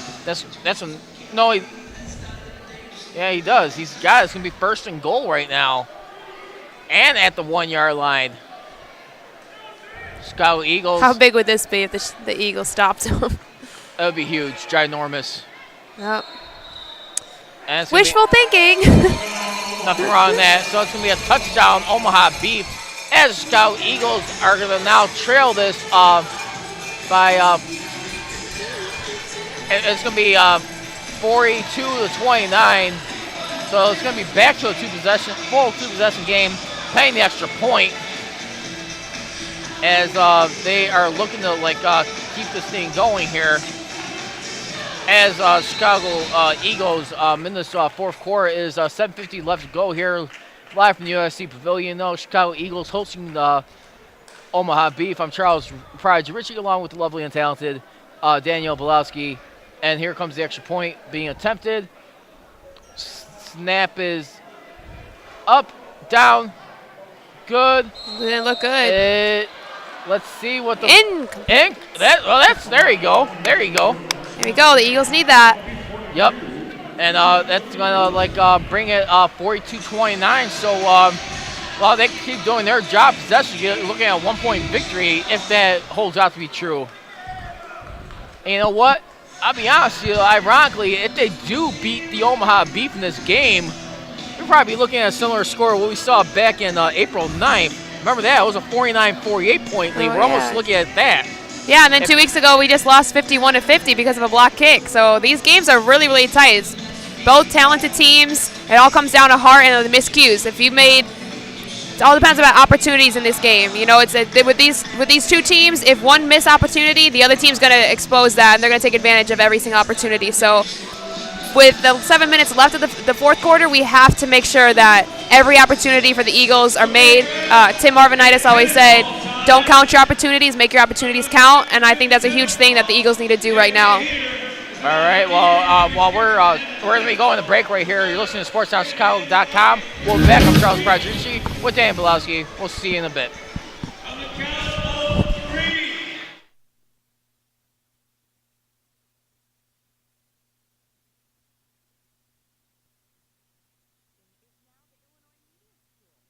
Institution in the Chicagoland area now for 30. The Illinois Center for Broadcasting is now the Illinois Media School. We've been an institution in the Chicagoland area now for 30 years. Because the broadcasting world is always changing, so are we. Not only are we teaching radio and television production, but now you can learn all aspects of the media industry, like web design. You can even specialize in TV or film, sports broadcasting, and even sales. No matter where you are in the Chicagoland area, we have a campus near you. The Illinois Media School. Be on TV, be on radio. BeOnAir.com.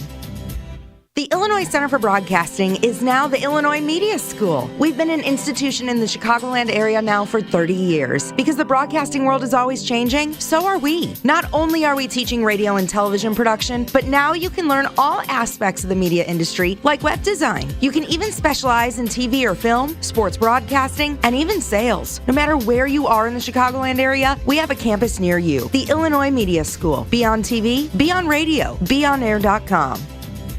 The Illinois Center for Broadcasting is now the Illinois Media School. We've been an institution in the Chicagoland area now for 30 years. Because the broadcasting world is always changing, so are we. Not only are we teaching radio and television production, but now you can learn all aspects of the media industry, like web design. You can even specialize in TV or film, sports broadcasting, and even sales. No matter where you are in the Chicagoland area, we have a campus near you. The Illinois Media School. Be on TV, be on radio, BeOnAir.com. Quiero tener un trabajo en algo que me encante. Quiero divertirme y a la vez conocer muchas personas. El Illinois Media School tiene muchas cosas increíbles que ofrecer, no solo para mí, sino para todos sus estudiantes. Y con todas las cosas que aprendes, no hay manera de no ser exitoso. Aprenderás no solo a hacer segmentos de audio al aire y usar el equipo de cámara, incluso puedes tener tu propio show de radio o televisión. Y los instructores trabajan en la industria. Así que visita beonair.com y empieza tu carrera en broadcasting ya. How's it going? My name is Edgar Ibarra, and I'm very grateful for all the knowledge I received at the Illinois Media School. My 15-year career in radio has been a dream come true. I'm a radio DJ, I'm on the air, and I get to be a program director for 2 radio stations in Wisconsin. My dream became a reality with the Illinois Media School. Illinois Media School is a great school with great teachers and former students now working in the industry today on the radio stations you listen to and on the TV stations you watch every day. Illinois Media School, check it out. For more details, beonair.com. I couldn't have said it better myself. This is Jonathan Hood, instructor at the Illinois Media School, formerly Illinois Center for Broadcasting. So many reasons for you to consider Illinois Media School: financial aid for those who qualify, real-world hands-on experience, internships, and so much more. Don't just take my word for it. Set up a tour at one of the 2 Chicagoland locations. Go to beonair.com/Chicago Sports to learn more. That's beonair.com/Chicago Sports.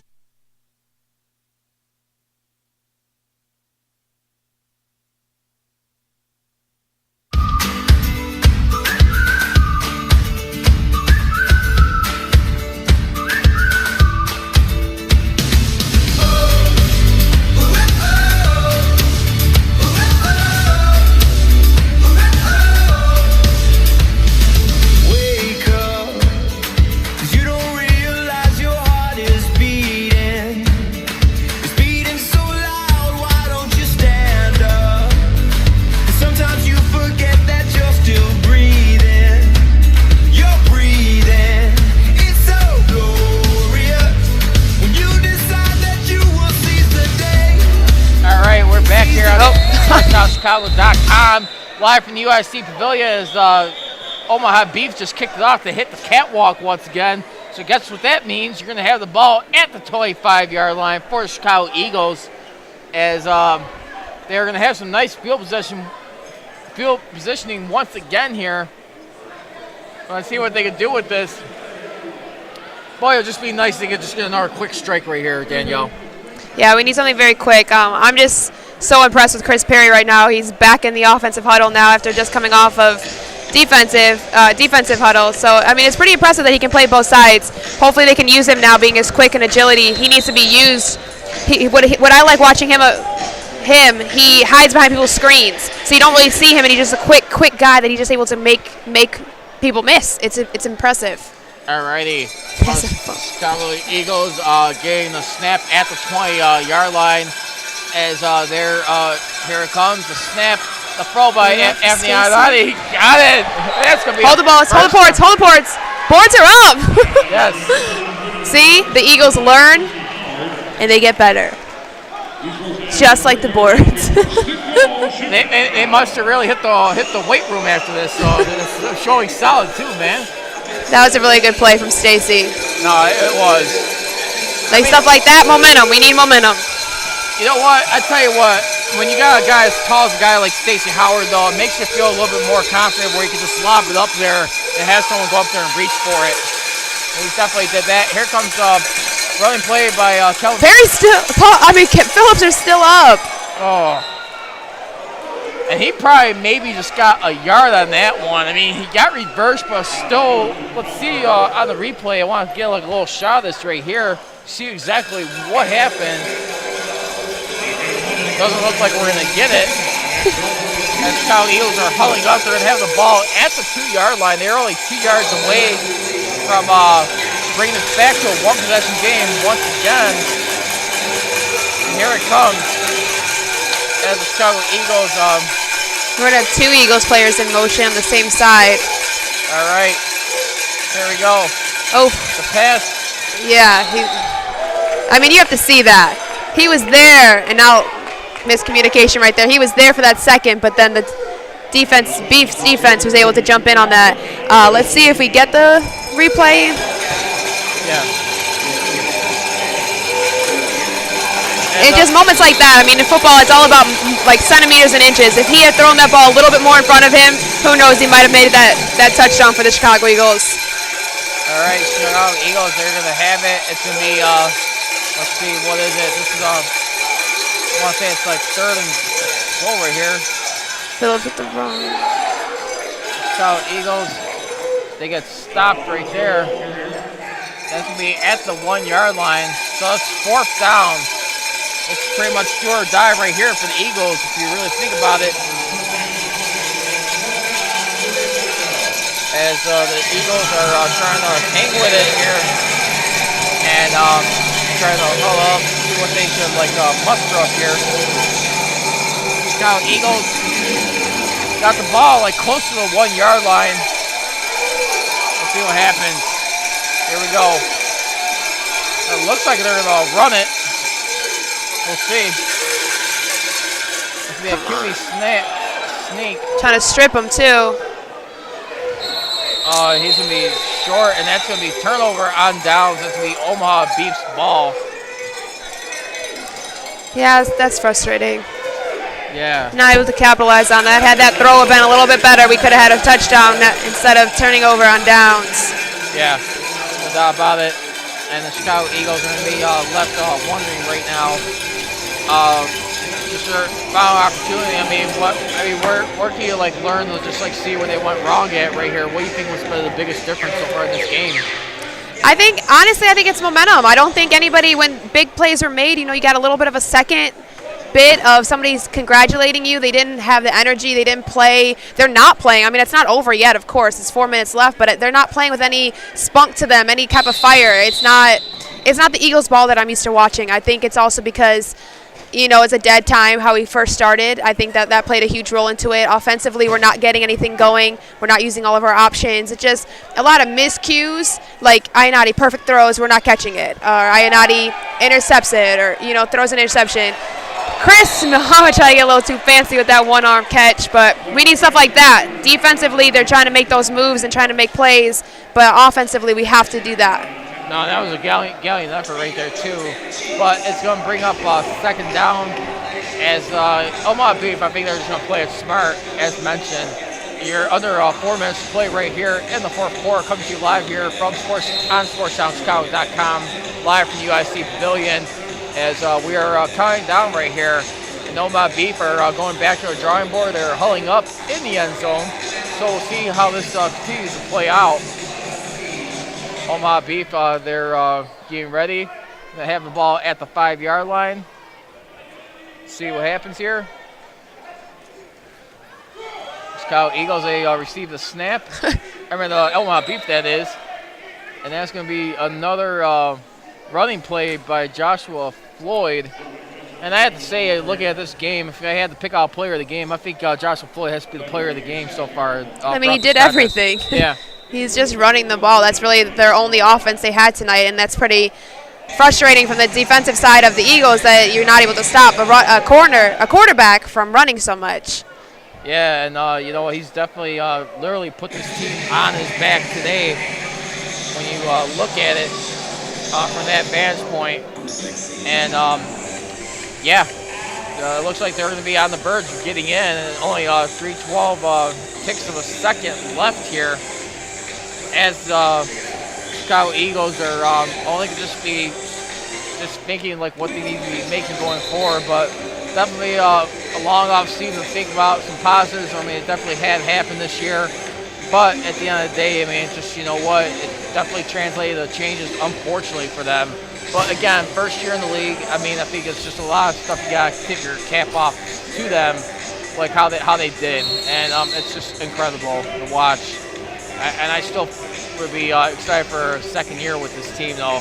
Don't write the chapter on just yet. I mean, it's still a lot of fun things to see how they continue to develop here. All right. Well, it's going to be third down as they are getting it. Look at that rush. 8. And here comes Joshua Floyd. And there he goes again. Pretty much like the road runner right there. You have to call him tonight. Yeah, I think Floyd should just be a running back. He can do it all. And it's going to be first down for His the nickname Omaha is Superman. So you just walked right into that one. They do call him Superman. Warming up, he wears his Superman socks that actually have capes on them. Yeah, I'm still a Dark Knight guy. Dark Knight stopped him at least, eventually. No, but it is true, though. But anyway, it's going to be first and 10 here in the fourth quarter. It's going to be 2.5 minutes left of the game. This game is just pretty much about over. It's a 13-point game. We'll see. They definitely got to make a lot of stops here. And he's going to bring that up beyond the 20-yard line. So it's going to be being inched a little closer to midfield of this game. And the Chicago Eagles are just trying to scratch and claw and hang on to it. And Chicago Eagles are going to get the ball at the 21-yard line. And the Omaha Beef are going to get at the 21-yard line. So here we go. And one thing I feel like I have to say, I think that the record of the Chicago Eagles is no testament to the talent that they have on this team. To be 3-8 or 1-3-8, I don't even know the thing right now off top hand. They don't play like that, you know. Like watching them and following them this whole season. I mean, getting to know these guys, you would not think that this team would have such a bad record. They're so much better than the record, and I hope that the fans that are out there watching and seeing and watching the Eagle updates and stuff on Facebook truly understand that for being a first-year team, having all the talent we've had, they've been through so much stuff. Seeing them still fight, knowing that it's 42-29 with less than 2 minutes left of the game, they're still out here. Their fight and their determination will never go away. And as an Eagle, we like to say Eagle up, and I think that's a really good job of them proving that they're doing that. Oh, I like that one. That's definitely a good one right there. And Mel Hay is having a talk with his guys right now as he's on midfield, and the Chicago Eagles are just definitely just trying to survive. Excuse me, Chicago is 3-8, and they will drop to 3-9 tonight. Yep. unfortunately. And 1-3 overall against the Omaha Beef all season, with the only win, believe it or not, back in April the 9th, as just mentioned. All right, here comes handoff, and that's going to be flag down. Yep, we'll see what happens right here. As the Chicago Eagles are trying to make a little bit more of a stop right here. I think on that note, I should go down and grab a post-game interview. Yeah. No, and I just wanted to say, Danielle, thank you again for joining us today. It was definitely a lot of great, interesting takes and fun Thanks time for with having me. Oh, more than welcome to come up here anytime. I had fun. No, it was definitely worth it with you. It's an honor getting to hear you more consistently in this part of the broadcast booth and interact a little bit more. And I really enjoyed it. The pleasure was definitely ours. And thank you. I appreciate it. No problem. I'll see you in a little bit. All right. Well, once again, that was the lovely and talented Daniel Belowski. Just continue to just do a superb job here tonight filling in. As we're going to be taking it, we're getting closer to this 1 minute warning. He's getting ready to head down and do the interview with the Chicago Eagles players as is getting wrapped up to a close. And you take a look at all the things right here the Omaha Beef has been able to do. They've been had pretty much a quarterback. I mean, Joshua Floyd just threw everything, as mentioned by Daniel Belowski.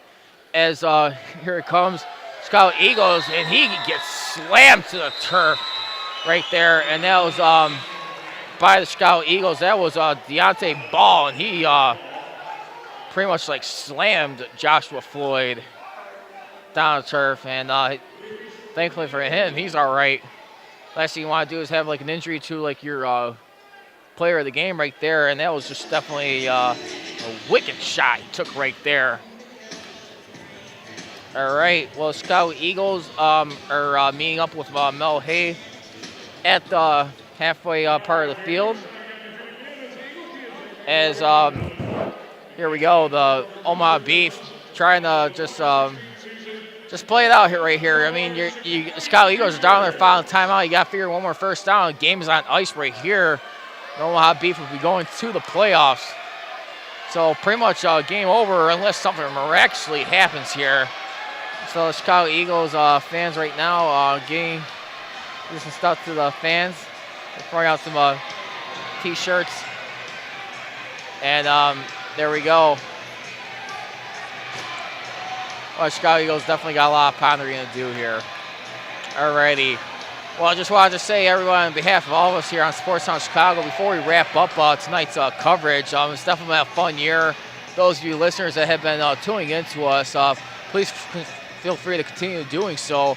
This has definitely been a fun year, a fun deal of coverage to provide you here, only on the SportsTownChicago.com, as we're keeping it live. And it's a 13-point lead right now for the Omaha Beef, as it is about 1 minute left in the game. As is the official 1 minute warning in this contest.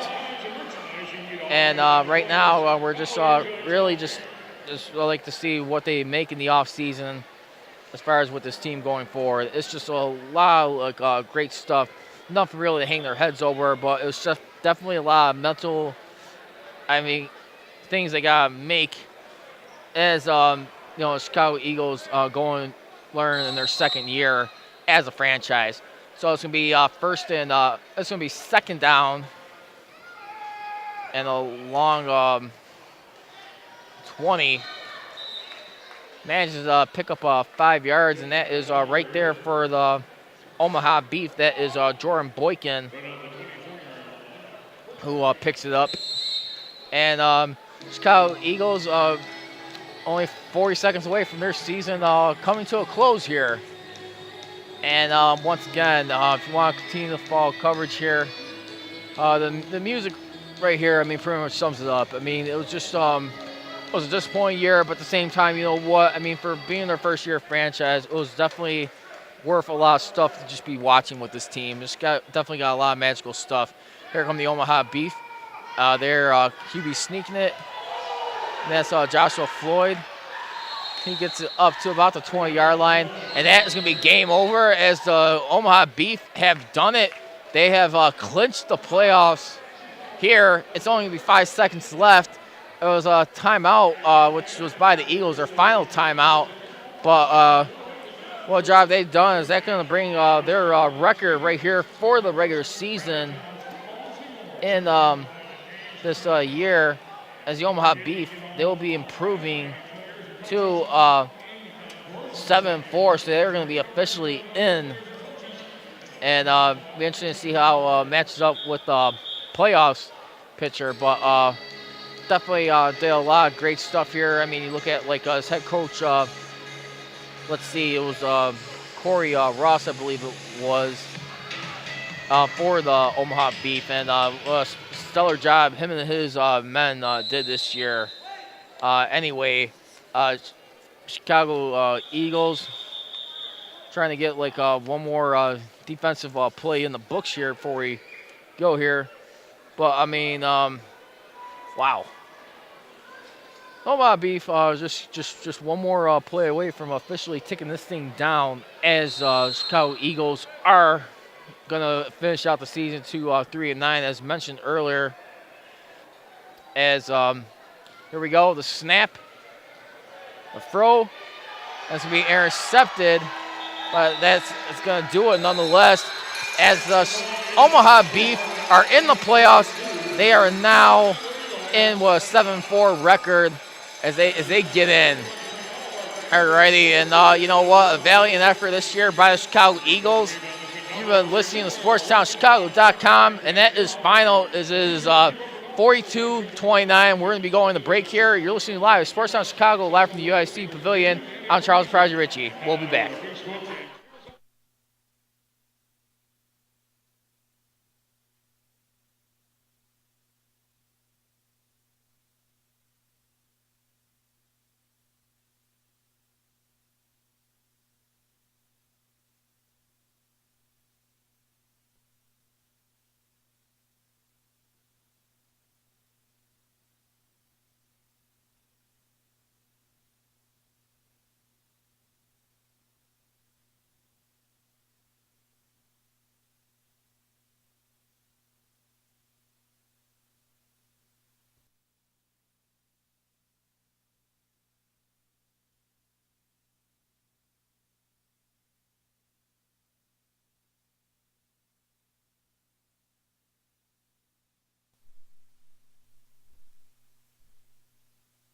Tener un trabajo en algo que te encante, es divertido y que conozcas muchas personas. Illinois Media School tiene muchas cosas increíbles que ofrecer. No solo hacer segmentos de audio al aire y usar equipos de cámara, e incluso puedes tener tu propio show de radio o televisión y ser exitoso. Llama ahora. Este programa especial te da el camino rápido al entrenar en la industria y puedes tener tu propio show en solo semanas. Illinois Media School. Llame al 630-916-1700 o visite beonair.com/Lombard.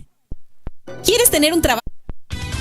How's it going? My name is Edgar Ibarra, and I'm very grateful for all the knowledge I received at the Illinois Media School. My 15-year career in radio has been a dream come true. I'm a radio DJ, I'm on the air, and I get to be a program director for 2 radio stations in Wisconsin. My dream became a reality with the Illinois Media School. Illinois Media School is a great school with great teachers and former students now working in the industry today on the radio stations you listen to and on the TV stations you watch every day. Illinois Media School, check it out. For more details, beonair.com. I couldn't have said it better myself. This is Jonathan Hood, instructor at the Illinois Media School, formerly Illinois Center for Broadcasting. So many reasons for you to consider Illinois Media School: financial aid for those who qualify, real-world hands-on experience, internships, and so much more. Don't just take my word for it. Set up a tour at one of the 2 Chicagoland locations. Go to beonair.com/Chicago Sports to learn more. That's beonair.com/Chicago Sports.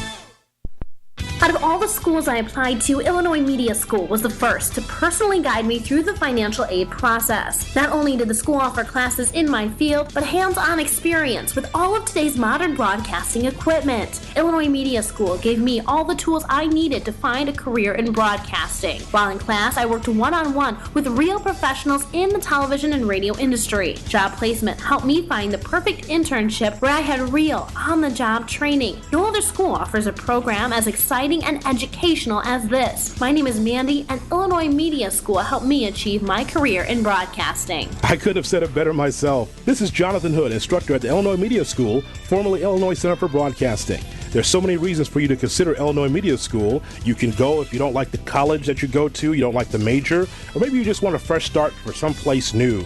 Go to beonair.com/Chicago Sports to learn more. That's beonair.com/Chicago Sports.